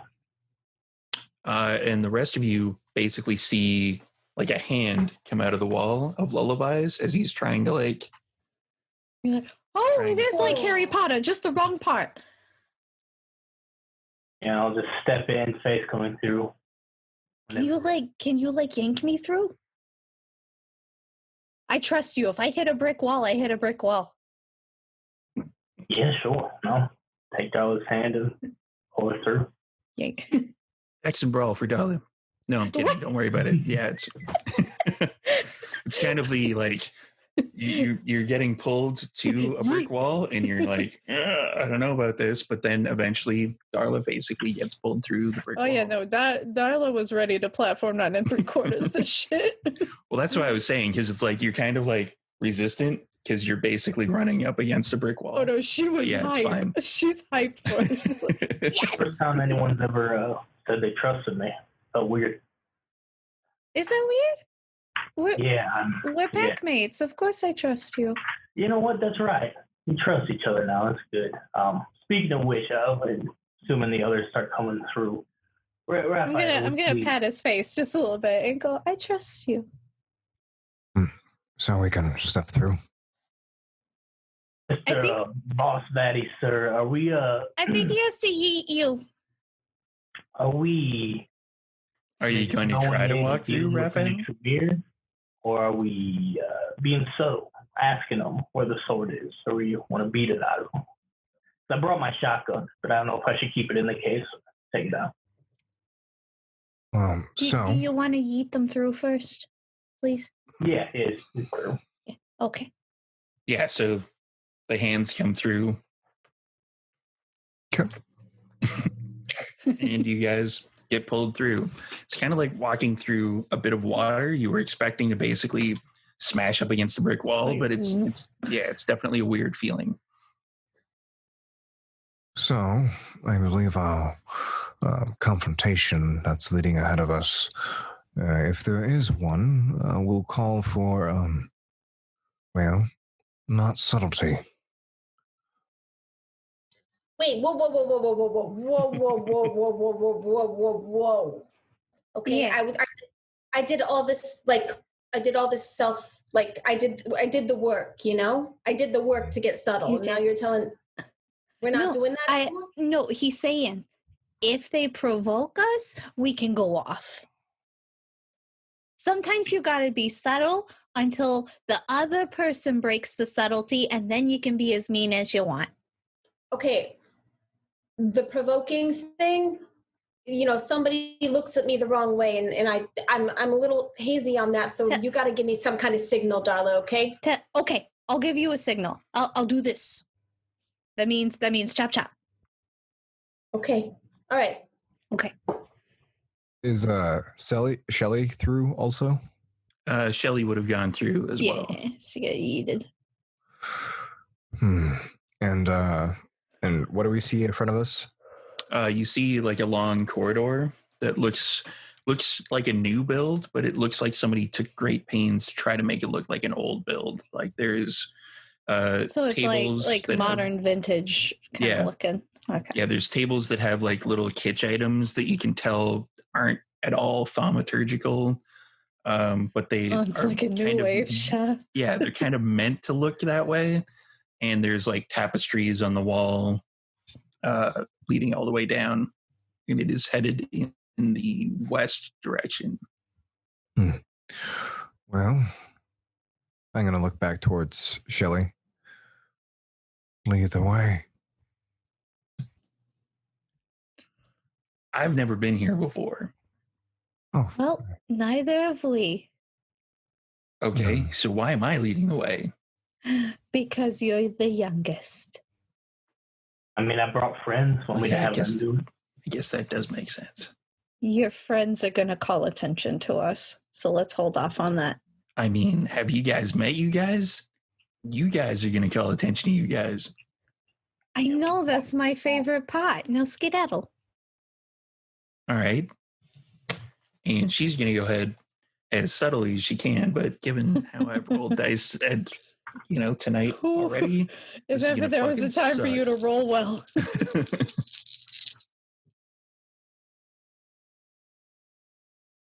Well, that's 2 successes. That's the most I've actually done tonight. Yay! You can tell that she's not exactly supposed to be subtle or stealthy in what she's doing. Like, maybe it's the corset, but she's trying to be stealthy, but yeah, she's not pulling it off really at all. So, as we are following her, I'm going to keep a good 2 feet from Shelley. Okay. Yeah, same. I'll take up the rear. I'm pretty much going to be like in a little triangle with Raphael and Trixie, letting Raph kind of be in front, and I'll be behind his shoulder with Trixie to the side of me. Okay. I walk next to Darla, and as we're kind of walking down the hallway, I'm looking at the decorations and stuff, and I go, I can always tell when I'm around a bunch of Tremere because it's like being in a horny grandma's house. You're not wrong. Not wrong. It's like an estate sale for a porn star. It's ridiculous. It's gross. It's gross. It really is. But in a way, they're always ready for Halloween. And this is how my grandma decorated. I don't know what you mean. Well, okay. Tremere shit. Was your grandma horny? Who said that? She has grandkids. How do you think grandmas become grandmas? Yeah, fair enough. Eventually, after a bit of walking, you guys figured it would be about 2 city blocks worth of walking, but it's kind of in a straight line that's on an angle leading towards St. James Cathedral. And you come to kind of a larger area that has glyphs that are actually scrawled out on the floor. And Shelley, being the not so stealthy one, steps directly on one of these glyphs, and something happens. Wonderful. Oh, now I roll good. Isn't that how it goes? Yeah, it's pretty much how it goes. She kind of is trying to do the, hands out, stealthy move. And right in front of you, I'm going to get a willpower roll from all of you. Oh. As Shelley goes up like a tiki torch. Oh. Uh-oh. And willpower is just, it's straight rolling how much willpower we have? Yeah, willpower is just however much willpower you currently have. 1 success. I've been in the off season too long. Oh, no. Oh, no. Oh, no. High five. Thank God. Trixie's like, it happens. 0 successes for Darla. Yeah. Goose egg. 3 for Lullaby and 1 for Raphael. Raphael is kind of like, whoa, because you were the closest. For Lullaby, you're like, it's fire. It's okay. But Darla is like, I'm out of here. It's time to leave. I'm leaving. I'm done. And you turn around and you are... I would imagine if I turn to fucking book it, Trixie's probably going to try to stop me. That's up to Trixie? Yep. Yeah. Yep. I actually... That's their relationship. I actually use a traversal, and I run along the wall next to her, trying to reach for her to stop her. Knocking over stupid Tremere paintings and shit, like sacred geometry and flowers or whatever the fuck. Yeah. Sacred geometry. Wow. Sacred geometry or whatever the fuck. I need that on a shirt. I think that's the quote of the night. Oh, wait. Traversal is celerity. I knew it was one of the two, either potence or celerity. That is a rouse check. And after that, a dex and athletics roll. I'm good. She is not So hungrier. Dex and athletics. That's My a pretty athletics good is roll shit. for me. So 4. 4? Oh, yeah. Easily done. yeah, she easily got me. So Darla turns and runs as Shelly basically gets lit up like a really, really bad tiki torch. And Shelly's like, ah! And she's gone basically in an instant. Darla's running down the hallway to get the fuck out of here. And Peace Trixie out. runs up the wall. Basically, as your feet kind of hit and push off, it's ripping the tapestries apart in half. They're going everywhere. And you eventually catch up to Darla and you are able to secure her. Darla, refresh my memory. Do you have any potence? Like zilch. Okay. I think. Let me double check. Nope. Yeah, so No Trixie boats. is easily able to kind of hold you in place as your feet are still going. So like it's like the Yeah. football players against the against the little brick wall. Yeah. There's feet pushing on the floor and Trixie's just holding Darla. Darla, baby, come on, baby. I'm here. Come on, stop. Calm the fuck down. Thank you. I'm here. Okay, I got you. I'm good.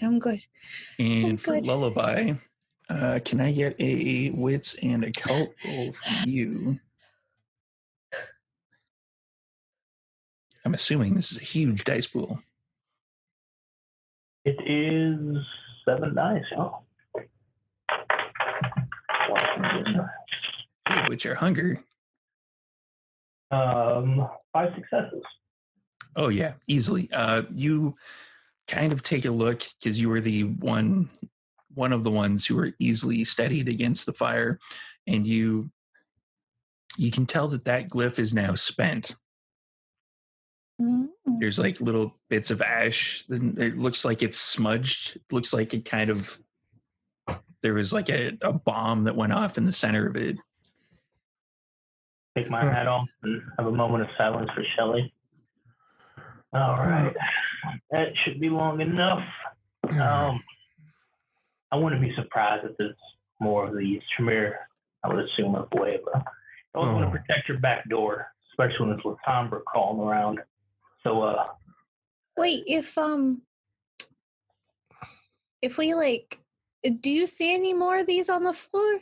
Or did it only, storyteller, did it light up when she stepped on it, or did we see it and then she stepped on it? You can see that there are a bunch of them on the floor. She clearly is too young, like was too young. Okay.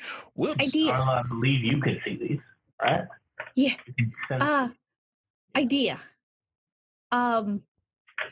Since it seemed that it activated when she touched it, what if we like took off our shoes and just like threw it on it and like set it off, and then we don't gotta worry?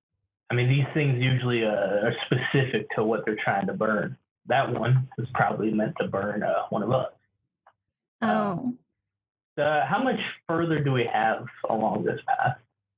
That's the end of the path, because you basically came out into a larger kind of domed room with a bunch of like 2 staircases that kind of separate and meet up on the top. And she basically just essentially stepped directly on a trap. Okay. So I'm going to approach the pile of ash and inspect the glyph and everything. Get like a good size it up, see how big their glyphs are, roughly about how space is the circumference of the glyph? The glyph basically is about 4 feet across. Oh, so it's huge. Yeah, it's pretty huge. Like it looks. Give me a wits and occult. Okay. Do not have a cult, but I do have a decent amount of wits. So 2 successes. 2 successes. Yeah, you can kind of tell that, you've seen Baxter do a bit of Tremere shit, and you've seen like Tremere Anti-Tribu when they were still around. R.I.P. Tremere Anti-Tribs. That they basically, that there was a lot. I think you mean usurpers. Yeah, them too. Whatever. That there was a lot of like preparation that went into this, so it took like a lot of time and energy went into it. So it doesn't look like it's something that would be easily repeatable, like that they would probably just put on like their main entrances. Okay. So I'm going to pick up a bit of the ash and let it just kind of drain from my palm. Now, let's not let Shelley's sacrifice to the sword of Cain go in vain, shall we, Pack? Of course not. Darla, if you want to keep an eye out for more of these, and I'm just to be safe, I'm gonna crawl into my buddy's arms, have the zombie just sort of cradle me. These steps I want, he should be all right. Okay, I don't trust that, but okay. And the zombie's like, So I'm just gonna put it out there. If shit goes wrong, or if we know where they are, as long as they can hear me, I got them. All right. And trust me, with this voice, they can hear me. And as a storytelling note, I'm really glad you sent her first. So I'm going to start leading the way, keeping my eye out for any 4 feet circumference glyphs that are lying on the ground. Yeah. So you said it's a domed room with 2 staircases leading up? Yeah. Basically, it's kind of a circular room that has a dome on the top, and the staircases lead up to a door that is on the top of the staircases. Is there the area around them? Is it just a wall, or is there like walkway to more? Like, are there other doors? It's just a wall, and there's kind of like same with upstairs. Yeah, underneath by the stairs, like underneath where the door would be. When you look directly at it, there's like a little bit of an altar, more kitsch basically, and there's like tapestries on the wall, but it basically looks like Baby's first chantry. Yeah. All right. Yeah, I'm gonna be sliding my feet, kind of trying to Indiana Jones my way through, keeping an eye on the ground and keeping an ear out for anybody around. Are you going to reactivate Sense the Unseen? Yeah, I'll go ahead and do that. And for Lullaby, since you crushed the occult roll earlier, you can definitely tell that from the looks of that particular altar, it kind of looks like the Tremere have kind of been collecting items that they've heard are magical and trying to set them aside. 3 successes. As you're kind of sliding up the wall, I'm assuming going up the stairs. Yeah. You brush across one of the tapestries, and you kind of push it back ever so slightly. But as your vision as you move your head, and your vision kind of sees that one of the glyphs is actually on the wall. Take my hand off of that. Am I seeing anything on the stairs? No. Okay. I'm going to creep up the stairs like it's Christmas morning. Just all right. Very, very quiet. Is everyone else going the same kind of route or up the other staircase? I will call back kind of quietly and just be like, apparently there's shit on the walls too. Just don't touch nothing. Thank you, Darla. I'm right behind Darla. I'm just getting carried up behind him. Occasionally, the zombie kind of stumbles a little bit because it's been a while since he's actually gone upstairs. As you get to the door, it's kind of like an arched doorway with like an ornate kind of brass rings that are on the door. It's a double door that would open. I'm going to look around the door facing for any glyphs. There's nothing there. Okay. Yeah, just assume I am looking at every single surface. Oh yeah. If there's anything, I'll let you know, because Darla has it on. She's just like it's like she's trying to find everything in a TGI Friday. All right, I'm going to push the door open. You push the door open, and on the other side of the door, there is a large room that looks extremely dusty. It looks like you've actually made it to the catacombs of the church. There's like basically old shrines that are where you would know that people of import have been buried. There is dusty relics that are religious. It basically either looks like the basement of a church or a La Sombra's haven.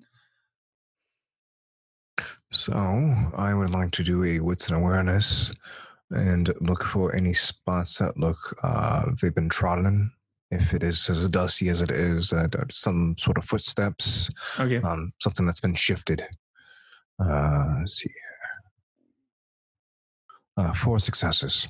4 successes. Okay. You search around a little bit. You keep an eye on things, and you can tell that the room itself is not very well kept, but there are kind of steps that lead up to one of the burial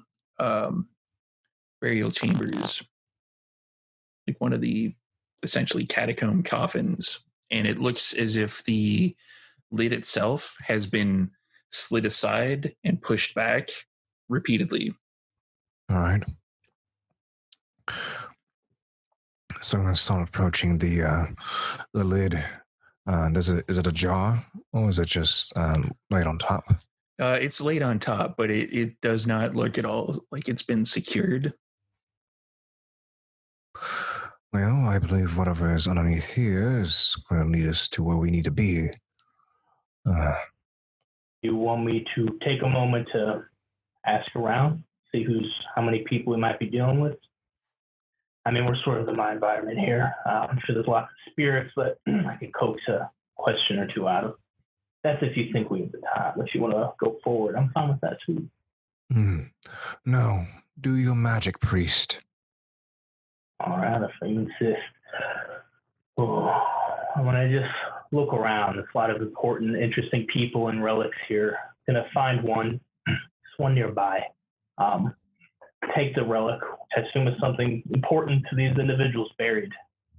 Yeah, this should do just fine. I'm going to use this as a fetter. Okay. And I'm going to attempt to summon spirits. Yay! Cutting myself and pouring some of my blood over whatever this relic might be. Okay. And I assume it's obvious who's buried here. There's like names or something.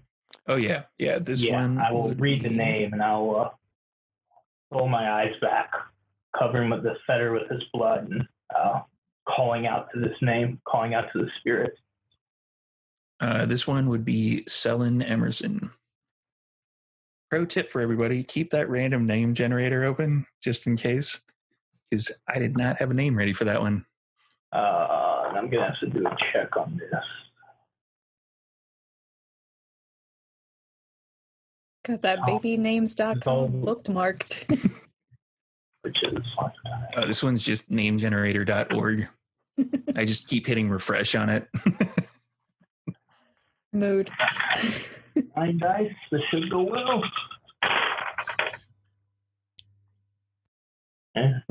One fine.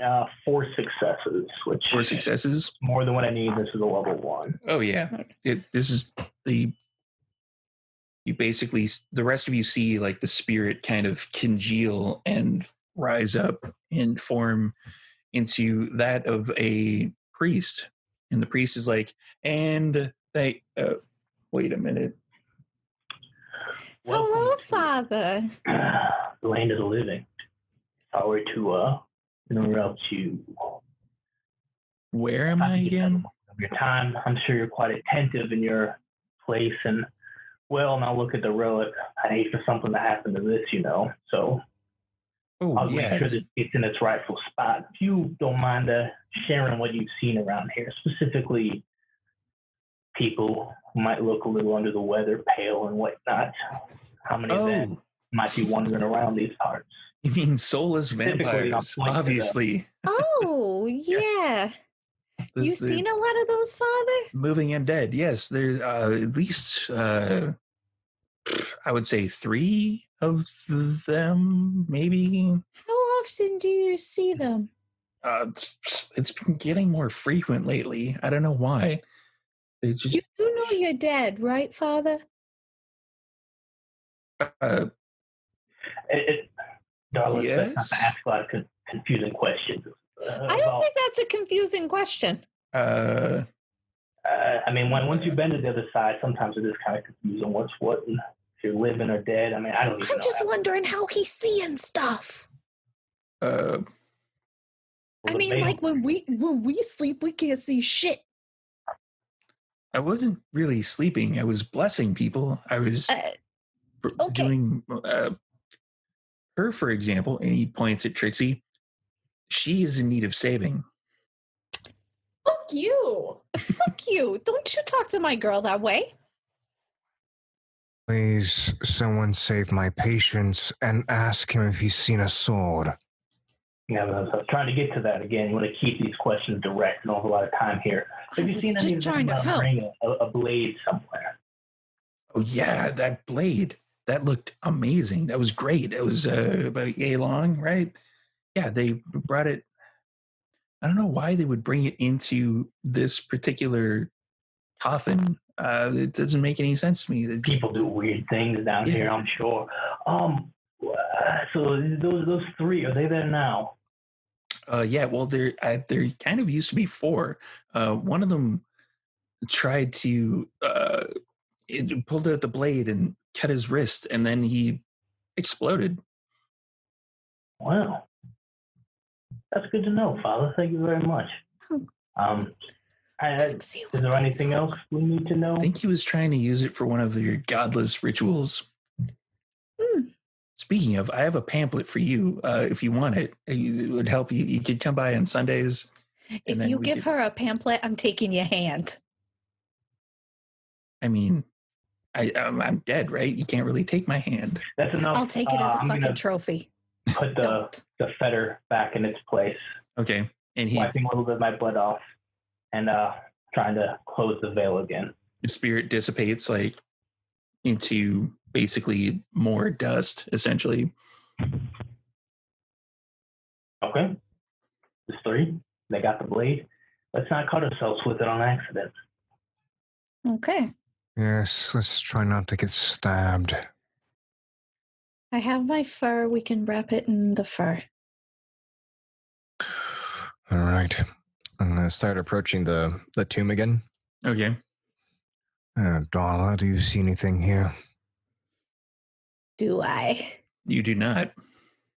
Looks good, Chief. Okay. I'm going to fling the coffin lid to the side. Like violently? Like just shove it in and over. Actually, no, retract that. I'm going to gently put it onto the ground. Okay. You basically lift something that is several hundred pounds as if it was a stack of newspapers, and you set it on the ground. And as you look into the actual coffin itself, there are steps leading downward. I like this place. I do too. Every good creepy place has to have some coffin stairs. All right. I'm going to start heading down the stairs.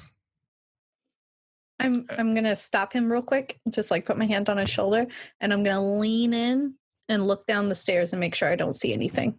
You do not. Okay. Okay, never mind. You're good. You're good. What is the order of operations for proceeding down the stairs? I would imagine same marching order as before. Okay. I'm right behind Darla. And I'm behind and to the left of Raph. There's only kind of enough room. Like there's only about this much space. Yeah, I'm not directly behind him. I'm to the side enough to like look over his shoulder. Okay. And then me and my buddy will be bringing up the rear. Are you still being carried? No. Okay. I'm guessing you would probably have him positioned behind you just in case something came up behind you. I'm gonna leave Rosie here too, just in case someone comes up behind us. Okay. Just kind of perched on the coffin itself. Yeah, just sort of the ceiling in this alcove. Okay. As you get past a certain point in the staircase, your connection with Roxy just cuts off. From you mean Rosie? Or something happened. Rosie's, yeah. Sorry. Yeah. Do I feel like I've just gone too far, or like something happened? You feel it's kind of like a magical interference. Mm-hmm. Something. We're definitely in Tremere territory. I can't feel that kind of crawling on the back of my neck that I usually get when Rosie's talking to me. Yeah, Tremere do that. And as you get to the bottom of the stairs, it opens up into a room that is kind of large, but at the same time, it feels really small. And there are 3 arched doorways on the far wall. There's the standard kind of banners that are draped along the side walls and the, pieces of kitsch, etc. And I don't see anything suspicious. The arched doorways, you definitely like that throws off your spider senses completely because you're like, whoa, these are magical. The doorway arches are fucked. I don't know how, but they're fucked. It's Tremere shit all over the place. When I am up here, they are out in public. So something is with those door arches. So I'm going to start slowly approaching the front of these arches. See here. Can I do wits and awareness or wits and investigation to kind of inspect them? Right. One of each. Why not? No, I'm kidding. Just whichever one's higher. 5 successes. Yeah, those are doors. Can I do an occult roll to see if I could tell what's going on with them? Sure. What's an occult? I'm going to rouse the blood for this too. I really want to know what we're getting into. All right. And for Raphael, these are very well-made doors, but they are... It doesn't seem to you like anything is off about them necessarily. Like you would probably trust Darla's senses on that one. 4 successes. These are magical doors. So I can't tell what sort of thing they might have done. It's blood sorcery. You can definitely tell that they are not warded in any way, but they have a magic about them. I don't know what they do, but they're safe to enter. I don't know if it's safe what's on the other side, but the doors How sure are you about that? Very sure. Okay. So what I would like to do, it's rather dusty down here, yes? Yeah. So is it equally dusty as it is upstairs? No. This is far more well kept.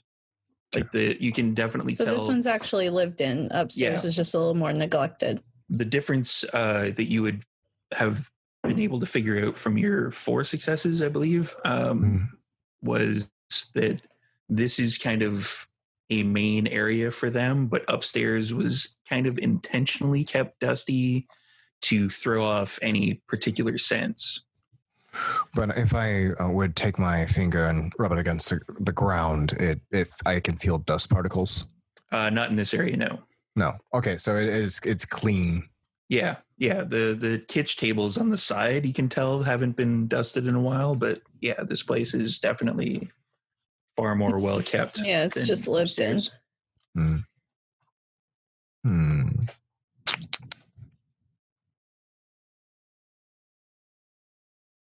Should we just pick a door, or do you want me to slither under and see? Oh, if you could do that. I can and I will. And I move my hat and drop into a shadow again. Right. I'm a little hungrier as I do so. Hey, man, I really want to say hi to them. Like, you keep cutting me off. I want to say hi to my pack. Like, There's these so guys are many important to people me. in there right now that could keep you company. Look, there's this asshole them. fucking Toreador in here that you let in here. I don't You can like talk to him. You can talk to Granny. He's You kind got of a lot a dick. Like, yeah, I don't like. I mean, I like that we ate him, but I don't like the fact that I can't talk to my people. This is fucked. You needed to let me talk to people. Let you take the reins if things getting bad. All right. Cool. All right. And I slither under. Okay. You feel kind of a sense of separation of yourself. Like you basically turn into shadow form and you slide underneath the door. And as you go into the door, like as your head kind of goes through, you kind of feel like you're being stretched and then you're snapped back. And if you go completely through the door, you come up on the other side and there is someone working behind a table, somebody who looks disheveled. There's all of these beakers and everything, and they look stressed out, and they are. It looks like a mad scientist laboratory times 10. Like there's glyphs written on the walls, and there are conspiracy things that on the far wall, and they don't know what's going on. They're like, I can't figure out this thin blood fucking thaumaturgy thing that they seem. I don't know. They throw coffee beans into it, and they're talking to somebody that's far more well kept. He's in a suit, and he looks very displeased at what he's hearing. Is the blade in this room? Wits and occult. Oh yeah, if I got close to it, I would know. That was a feeling I got earlier. Morgan?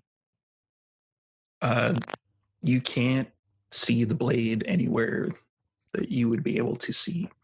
Well, since I got the impression that I would know if I was close enough to it, walking up to each of the doors, does one of them pull me more than the other?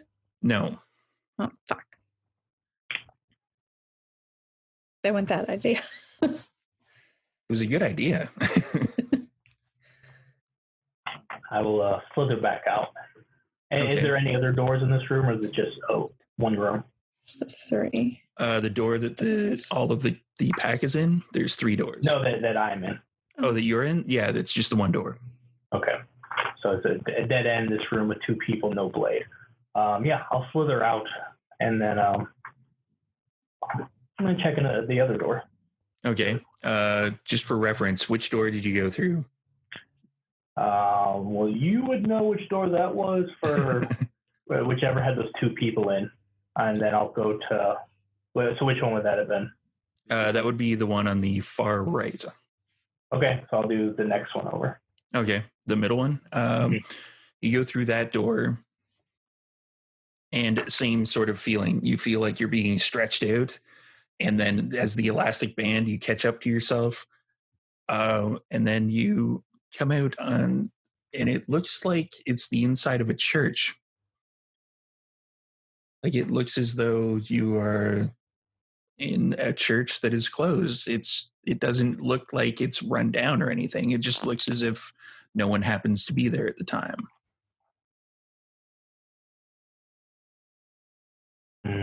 Yeah, churches don't sit well with lullaby, especially if there's a holy symbol, holy water around. So I'm going to very quickly slid it back out of there.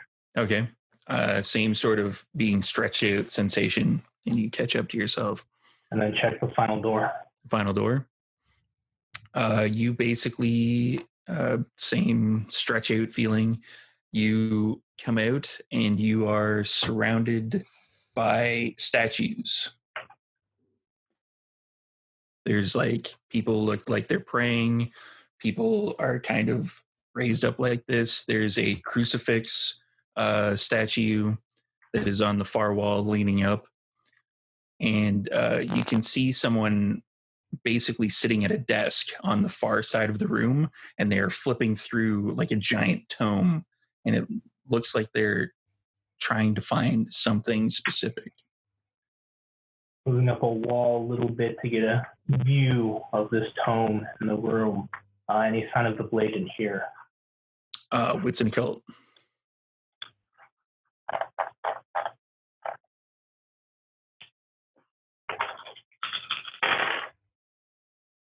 I'm going to spend a willpower because I want to do good on this.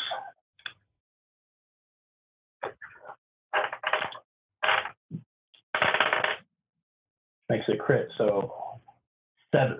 7. This is a thaumaturgy book. It has glyphs. It has a massive amount of rituals in it. I want that. The I blade? figured you would. The blade does not appear to be in this room either. You would be able to tell, though, that with kind of a mundane, like just view search, that if it was magically protected somehow, that it wouldn't it would be a lot harder to find than usual. Got it. Slither back out and I'll reform in front of my pack. Relay what I saw in each room. Okay. So, is there one that you think's worthy of more thorough investigation? Well, I mean, it's the church, obviously. I mean, we know Lullaby. We know he hates those things. So we probably looked in there for 2 seconds and ran away. That's fair. Yeah, it's not entirely inaccurate. The one who seemed like he knew what he was talking about the most was in that first one I checked out, I'd say. The other two are just looking at things and very confused. Although one has a book I would like to procure on our way out, if that's okay, Raphael? Sir? If it's on the way out, then yes. Of course. So my, I would say door number 1. And if you'd like, I can slither back in and, Is that room a dead end? Like, do they have a way to escape? No. The only Wonderful. room that they could probably get out of is the church itself. The other two seem like closed rooms. Okay. You're going to get a weird sensation stepping through, though, like a rubber band and snap. So Okay. I kind of liked it. let's go into the room with the 2 individuals. We will split the 2 of them. Donna. I can make them tell us everything they know. All right. So who would like who? I'm not particularly picky. Oh, I can make them both do it. So Lullaby and myself will go after the one that appears to have some information that could help us. Does that sound like a plan, Pack? Because weren't they like talking to each other and one of them seemed pissy? Mm-hmm. So yeah, I can just make them tell us everything they know. All right. All they gotta do is hear me. Okay. I'm going to start heading towards the door. Okay. Just in case, you might want to get your little squirmy guys out. Okay. I will rouse the button. Rouse and blood. Trixie, you might want to get your sturdy guy out.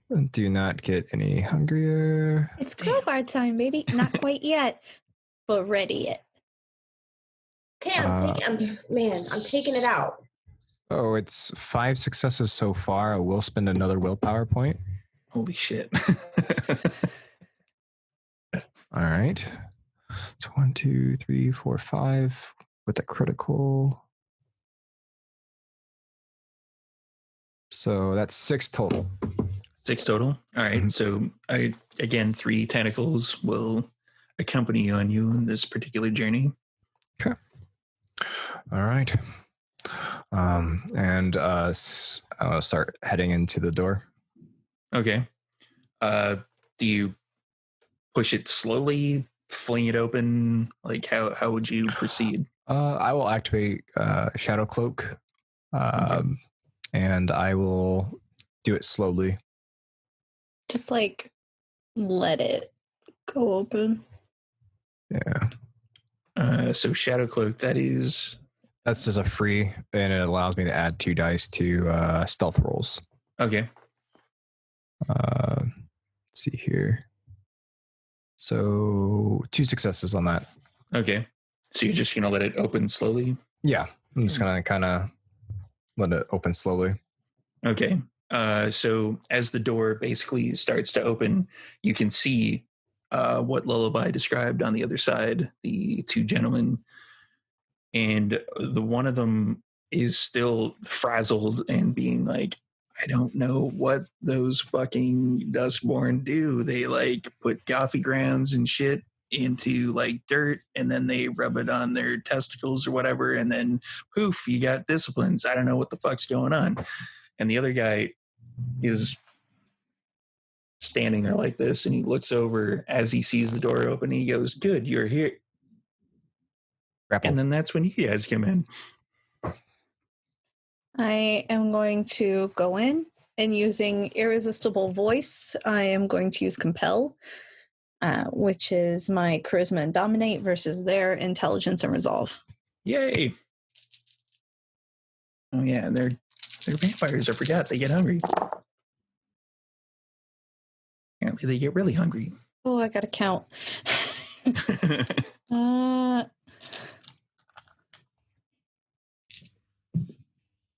10 successes, messy critical. Shit. Ooh. Okay. And what are you going to be compelling them to do? Stay still and tell us everything you know about it. I forgot the name of it, but the name of the blade. Coincidentally enough, so did I. So it's the Brokling. Brokling. Stay still and tell us everything you know about the Brokling blade. It wasn't the Brookledge blade? Brokling.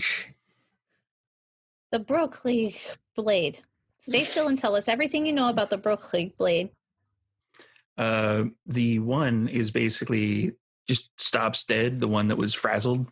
And he's like, well, the blade is basically, it's a mixture of 2 different words. There's like and it's silver, and there's a bunch of stuff going on. We haven't really had a chance to check it out. And the other one is clearly annoyed, but he's like, well, and they start talking over each other, and it's just cacophony of information. I'm Malkavian. I can follow. Yeah, you basically get that the blade was created in the 5th century. It's essentially absorbs people's souls just from a cut. And the blade itself is a massively powerful artifact. Do they know where it is? Yes.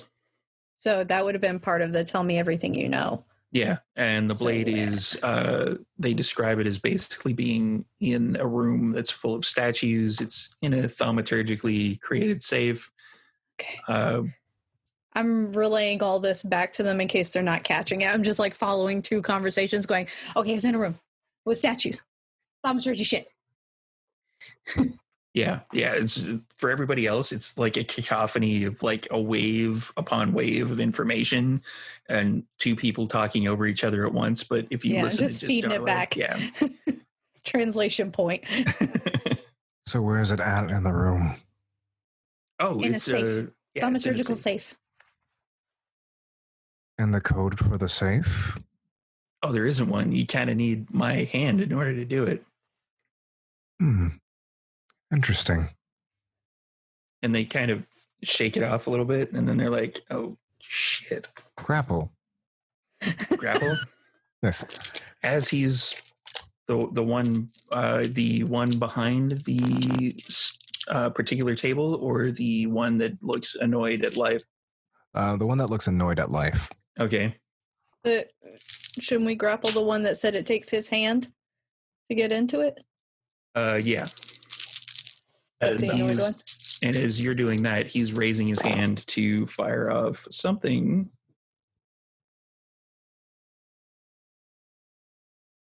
That is a lot. So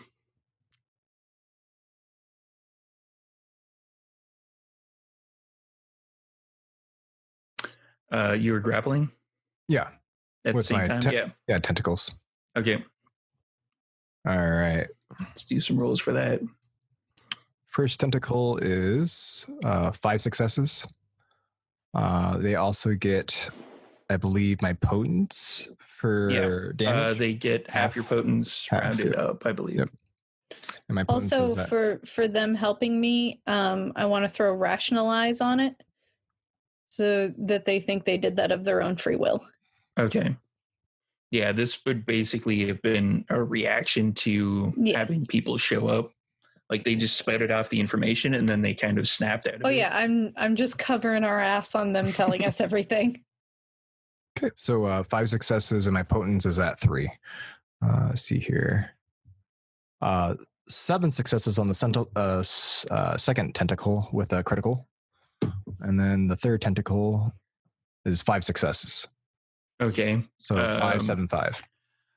Essentially, what happens is the tentacles reach towards, and I'm going to use some second edition rules, revised actually. The tentacles reach out and grab this particular person. Which, like, 3 tentacles, where do you want them each to grab? To restrain them, wrapping around arms, legs, and then throat. He raises his hand to kind of use some thaumaturgy magic on you, and the tentacles basically curl around his arm, pull it back, and force him as he utters some words, and basically flames shoot out amongst all of you. So I'm going to get some rolls of willpower. Okay. So where are the flames shooting from? Everywhere. Oh, so the room is just immolating. Yeah. Okay, when you said shoot out, I thought you meant like it's coming from us. 2 successes. 4, 2. God, the math. 5 successes, critical. Yeah, criticals are always a pain in the ass for math. Because I look at them and because my brain goes successes, right? No. Yeah, my brain goes, that's 2. No, wait, 4. No, 5. 5. Okay. You each take 2 aggravated damage from the flames. It's kind of like rush as it kind of waves towards you. Okay. And he is very much trapped at this particular point. Alrighty. The other gentleman is going to take a shot at who was going in first.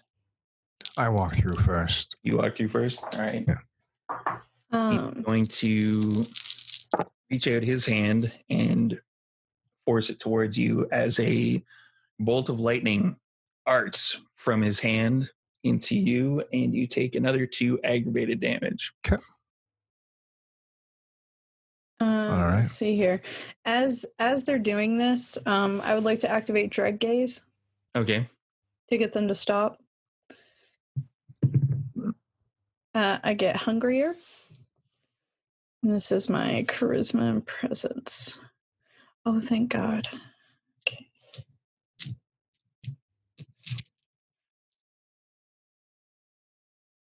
Uh, 12 successes, critical. Holy crap. That probably pushes him into a frenzy state. This is just, let's see, critical win, mortal's frenzy, and then vampires must make a terror frenzy test. Yeah, because he's basically, it's kind of compounded due to the fact that there's nowhere for him to go other than out through you. So yeah, that's kind of They would have to spend willpower to try and get away. kind of complicates matters ever so slightly. Ooh. Yeah, he's frenzying. He is restrained, so. Oh, you're using it on the restrained guy? I thought you were using it on the other guy. Okay, yeah. I think it happens to both of them because it's just like he's basically freaking out, and the other guy. I'm checking. It doesn't say that it's eye contact and only one of them, so I think it's just they can both see me. So I think it's both of them. Yeah, because presence is basically whereas dominate is a one-on-one for the most part. Presence is more of an area so effect. So the second one would have the user instills a single subject with utter terror. Okay. Yeah. So you're using it on the restrained one? Yeah. Yeah, if he was human, he'd be shitting his pants right now. Like he is freaking. He's like, ah! But he's restrained, so he can't wave his arms like I just did. And to the other one, using irresistible voice, since he's probably not going to make eye contact with me right now. No. For the other one, let's have everybody else take a shot at it. Yeah, I'm checking something anyway. Trixie and Lullaby, what are you doing?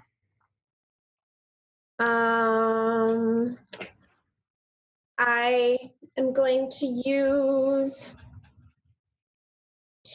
I'm actually just going to take my crowbar and I'm going to start destroying what their table with all of their shit on it.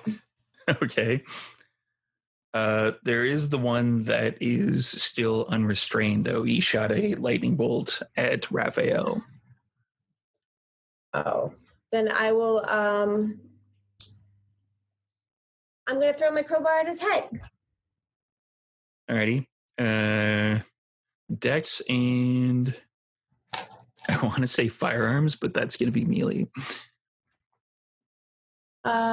Okay, and then I have a advantage.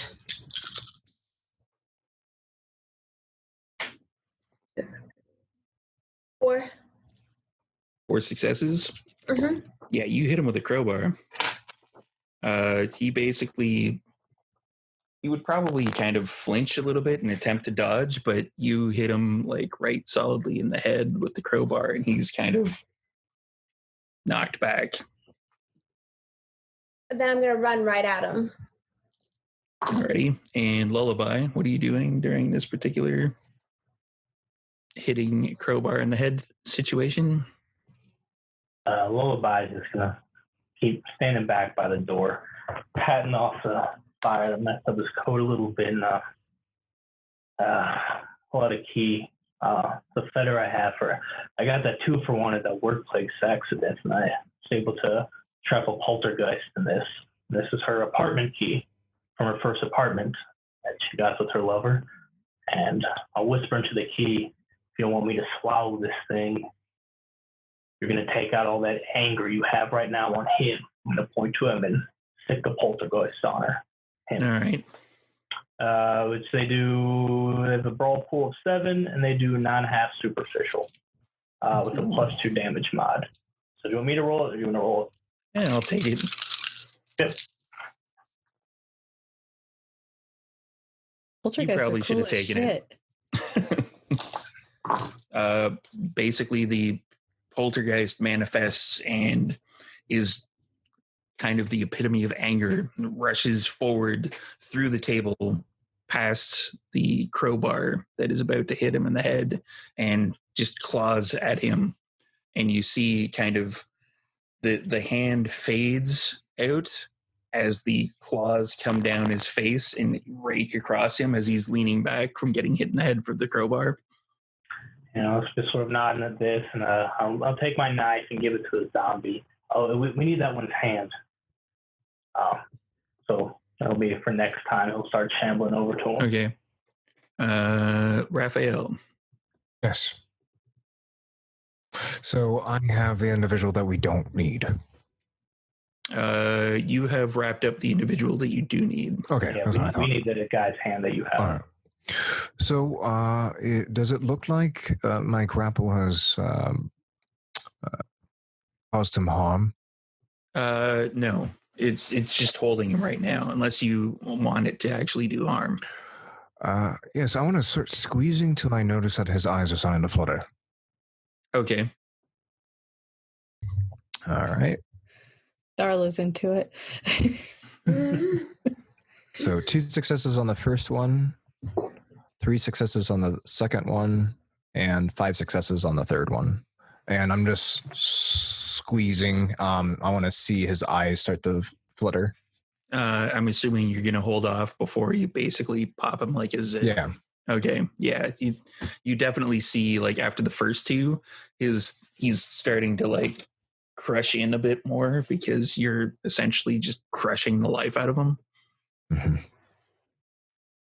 All right. As soon as he gets to the state where I'm trying to get him to torp. So okay. Yeah, that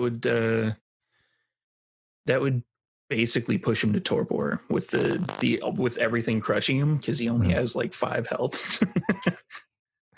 All right. Doing 10 points of damage to him and non-A would definitely push him to that particular point. All right.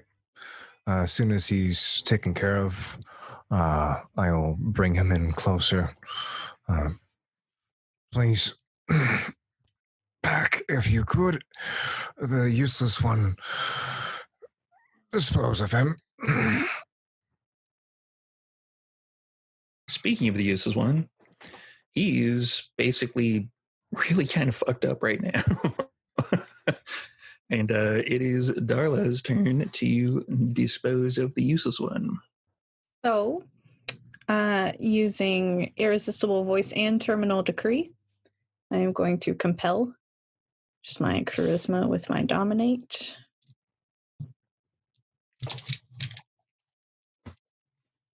Oh, my dice ran away from me.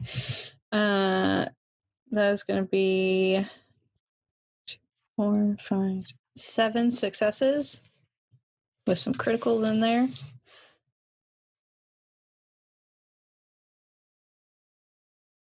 And that's against his intelligence and resolve. Okay. And Terminal Decree. Terminal Decree means he has no self-preservation. I can make him kill himself. Okay. And what power are you going to be using for that one? I'm compelling him. To just kill himself? To walk into the flames and stay there till he's done. Okay. And as he recovers from a crowbar upside the head and the claws, he starts walking towards the flames. Wonderful. And I believe Trixie is next up for the turns. Well, I was running right at him, but I see him walk towards the flames, so I stop. I was warned about that. You warned me, Darla. You warned me about the flames. I did. You gotta be careful with fire, baby. I'm feeling good tonight. This is going good for me. You're doing great. Thank you. So that's just taken care of. So can we just like cut his hand off, or do we need this guy for the hand? Like, does the hand need to be alive? I think torpor like this should be okay, don't you think, Raph? He should be fine. Of course, I don't know how far gone he is, and cutting off his hand may, well, be counterproductive. It might turn to ash is what he means. Okay, well, yeah, then let's go do the thing. It's going to be like a regular spy movie. Smash up that table, stick a chunk of it in his heart so he stays asleep, just in case. Yeah. Pack. Lullaby, you said you saw another individual in the other room, correct? Yeah, the room of statues. He's got that look I want. Oh, those guys said that the statues were where the blade is. There's a thaumaturgical safe. And as you guys are having this conversation, basically you can hear the screams of the guy who walked into the fire because he's basically just melting. He's fine. The only thing I'm concerned about now is that we're missing somebody. Shelley admitted that she saw a gargoyle. Yes, she did. Yeah, I've never seen one in person. Yeah, she said it flew over here. I've only ever seen one in my time. They're big bitches. I see what you're getting at. We may have some more trouble ahead of us. All right. Well, what are we waiting for? I'm going to start heading towards the exit. Okay. Just toting the guy with tentacles. Him floating along with you. Just a fucking baby Bjorn with tentacles. Shadow baby Bjorn. I can sneak in there first like I did before, so at a door. I can hopefully take care of the one dude, and you guys bust in. I don't want no gargoyle on my back. Okay. Yes, it's get rid of the other individual. Are you okay, Raph? I'll be fine. Yeah, I don't. You don't sound fine. I'll be okay. And start heading towards the other door, waiting for Lullaby to sneak in. Just give it a few moments, count to like 10 in your head, and then come on in. All right. Okay. All right, so I will do another route, go on that shadow thing. Getting hungry by one again. I mean, come on, man. I'm right here. Let me talk to them. Oh, I'm probably going to need you in there, buddy. And you can feel him kind of poking at the back of your head, like, come on.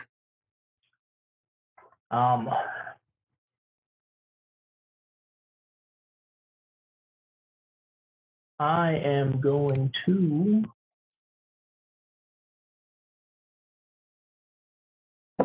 Yeah, so I'm going to slither under the door again. Okay. Same sensation as before. Similar to how it was before. And just so I don't get interrupted, I'm going to sort of slither and have my shadow sort of meld with his, trying to sneak up on him. Okay. And then going to just wait a couple moments. The other should be busting in soon. And when this goes on, I'm going to use Stygian Shroud, which is a rouse check. Filling, I don't know how big the room is, but essentially in a 30-foot radius around me is just a natural shadow is going to fill the room. Okay. I envelop the dude. Easily done. I'm getting very hungry. I'm at 4 now. It's 4, yeah. Yeah, but you don't want Dude, let me out. I want to eat him.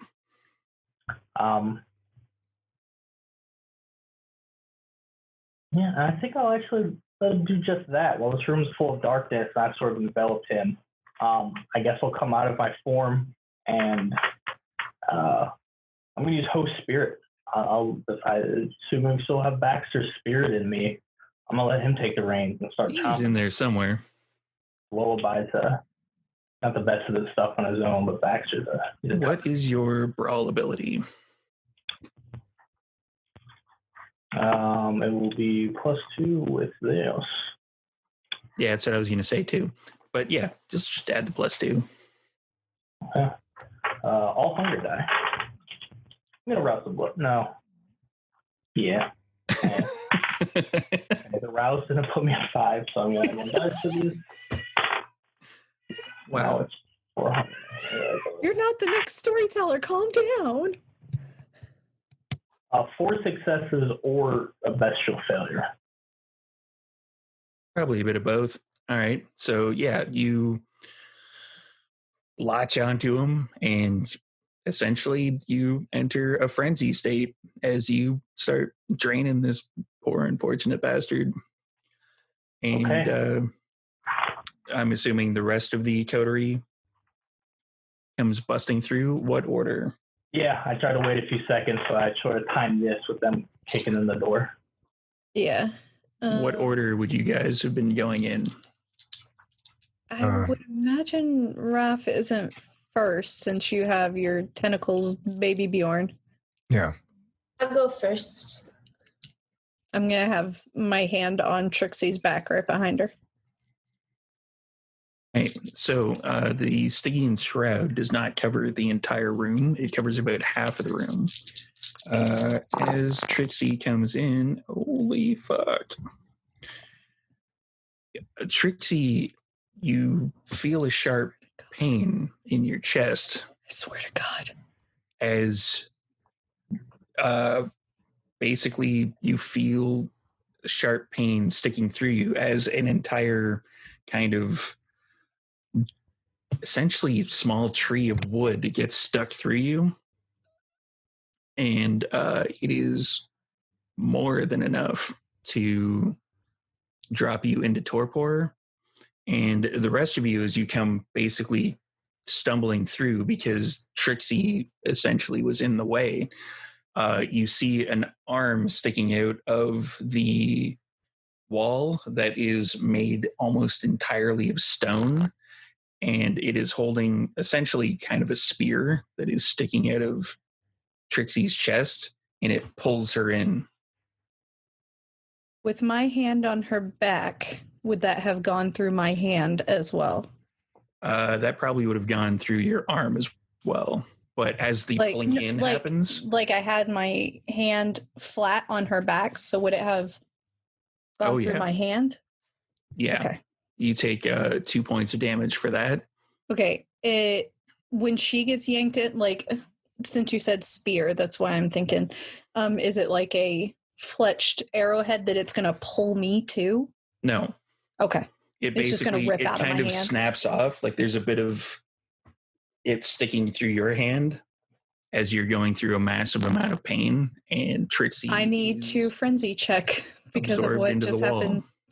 I need to frenzy check. I haven't done that in forever. How on God's green? Okay. As I go through, as it pulls me, I dropped my crowbar and it clings to the ground and I'm gone.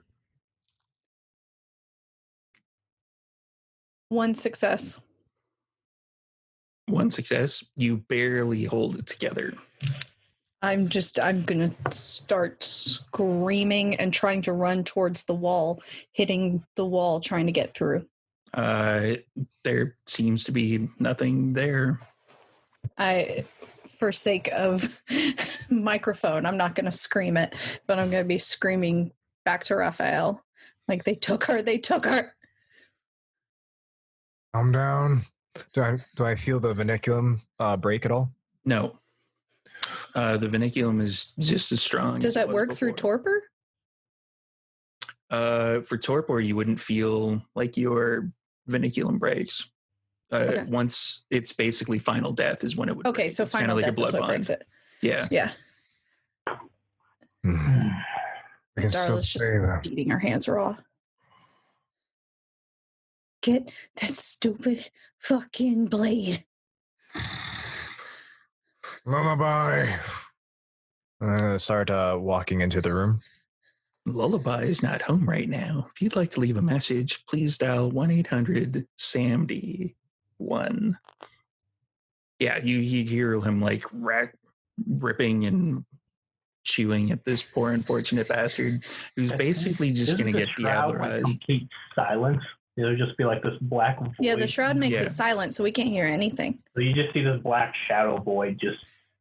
Raphael would probably be able to see through it easily.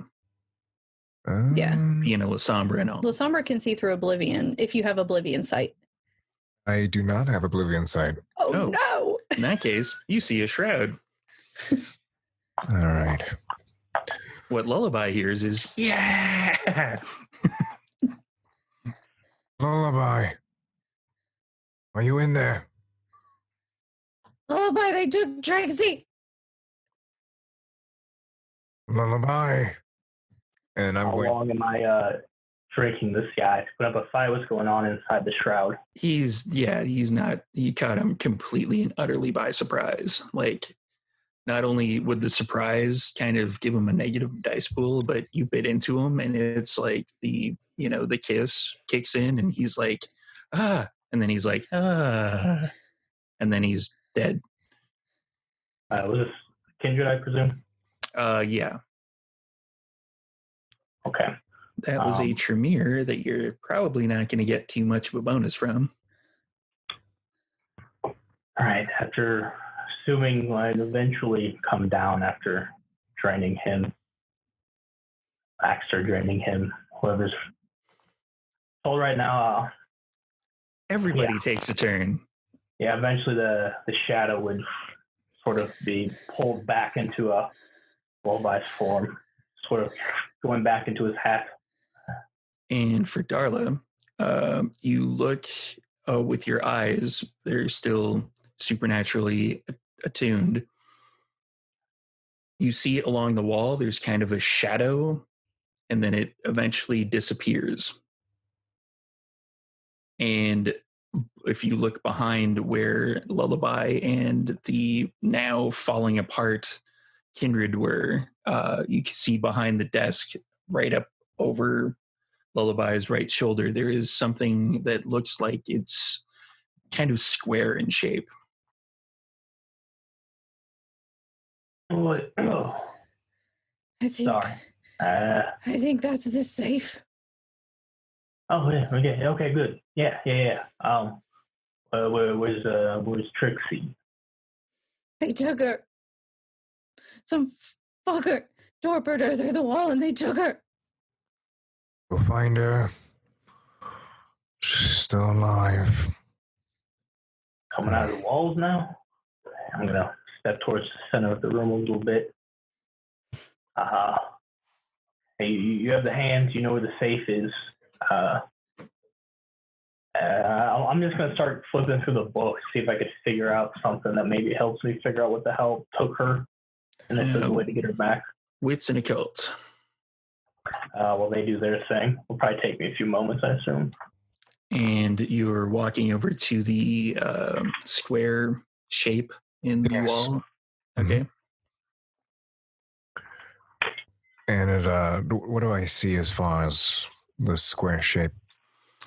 You basically just see like a straight brick wall. It looks like it's part of the background of it.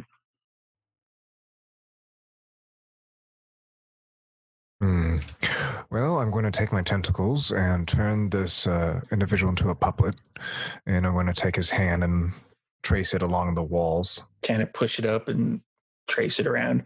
And eventually you get a certain point and it kind of, the square, there's kind of like a light that emanates from a square portion of the wall, and it kind of pushes up and then opens.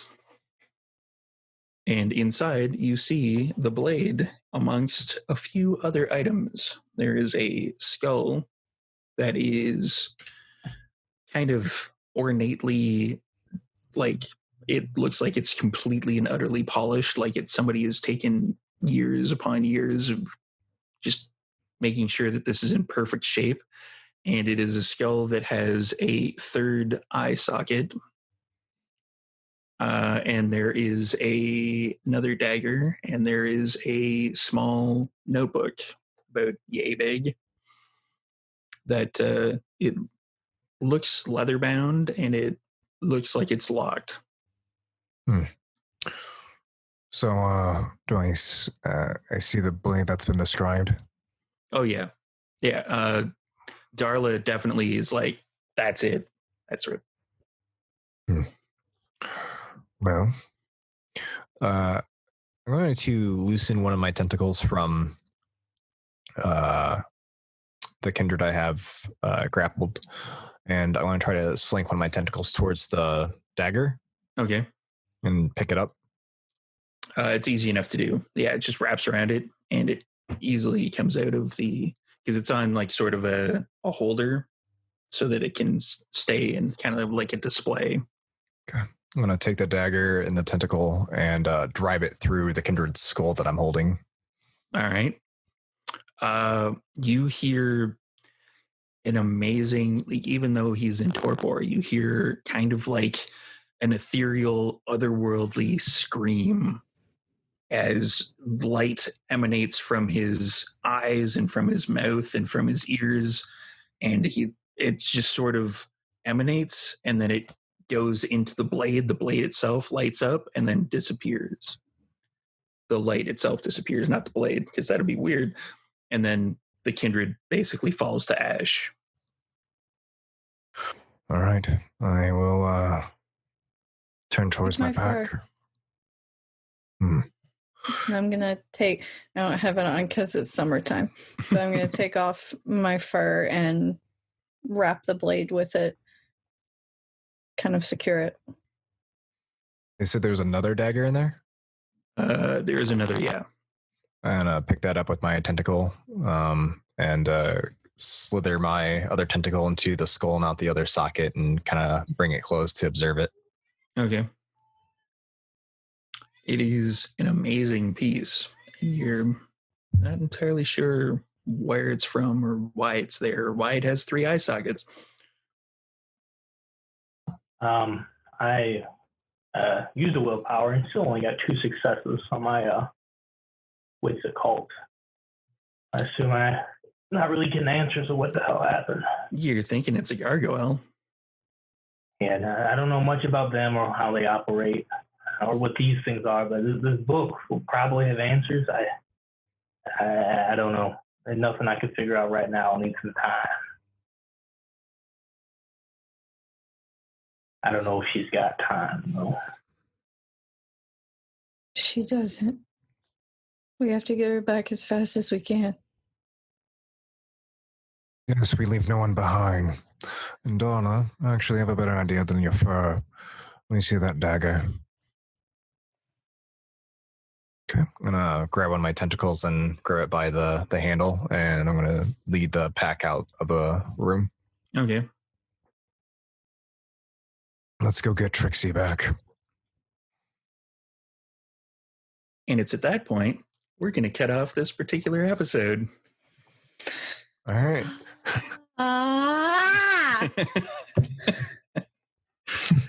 You took my girl. I warned you. Didn't I warn you? I think I warned you. I warned somebody. That's all I know. Oh my God. Oh my God. So thank you for tuning in, everybody. Donate. The links, I don't know where the links are going to be. We're going to have the links for the charity up I'm going to be posting it in the chat repeatedly. And I will have links to where everybody can find everybody else who is a part of this particular show and their YouTubes and their Twitches and their Insta faces and their whatnots. So let's do like kind of a see you later. Thanks for coming. Outroduction, I guess.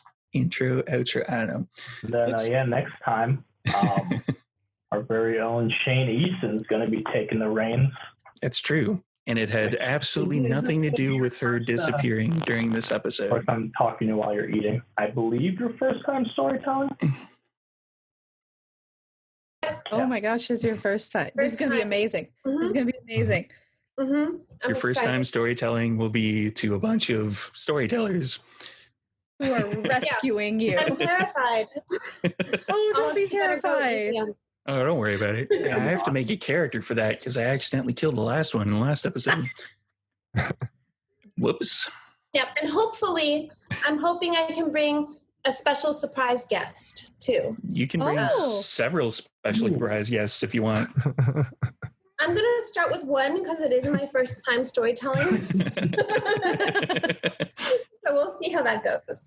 You're going to do fabulous. I'm very excited. Awesome. Thank you. I'm excited too. Excited. Super stoked. All right. So let's do the outros. Bully, let's start with you.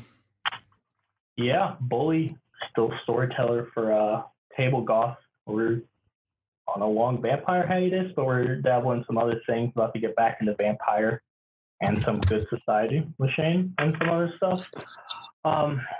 Yeah, that's it. This was awesome. Thank you, Steve. I'm excited to rescue Trixie. And Ellie. Yes, thank you all so much for donating. I am Ellie Collins. I am the storyteller for ATL by Night. We return with season 3 on September 8th. So check us out at twitch.tv/ATL by Night. And over to Elijah. Again, my name is Elijah Israel. I'm the storyteller for Near Dark Studios. I hold a Chicago by Night Chronicle.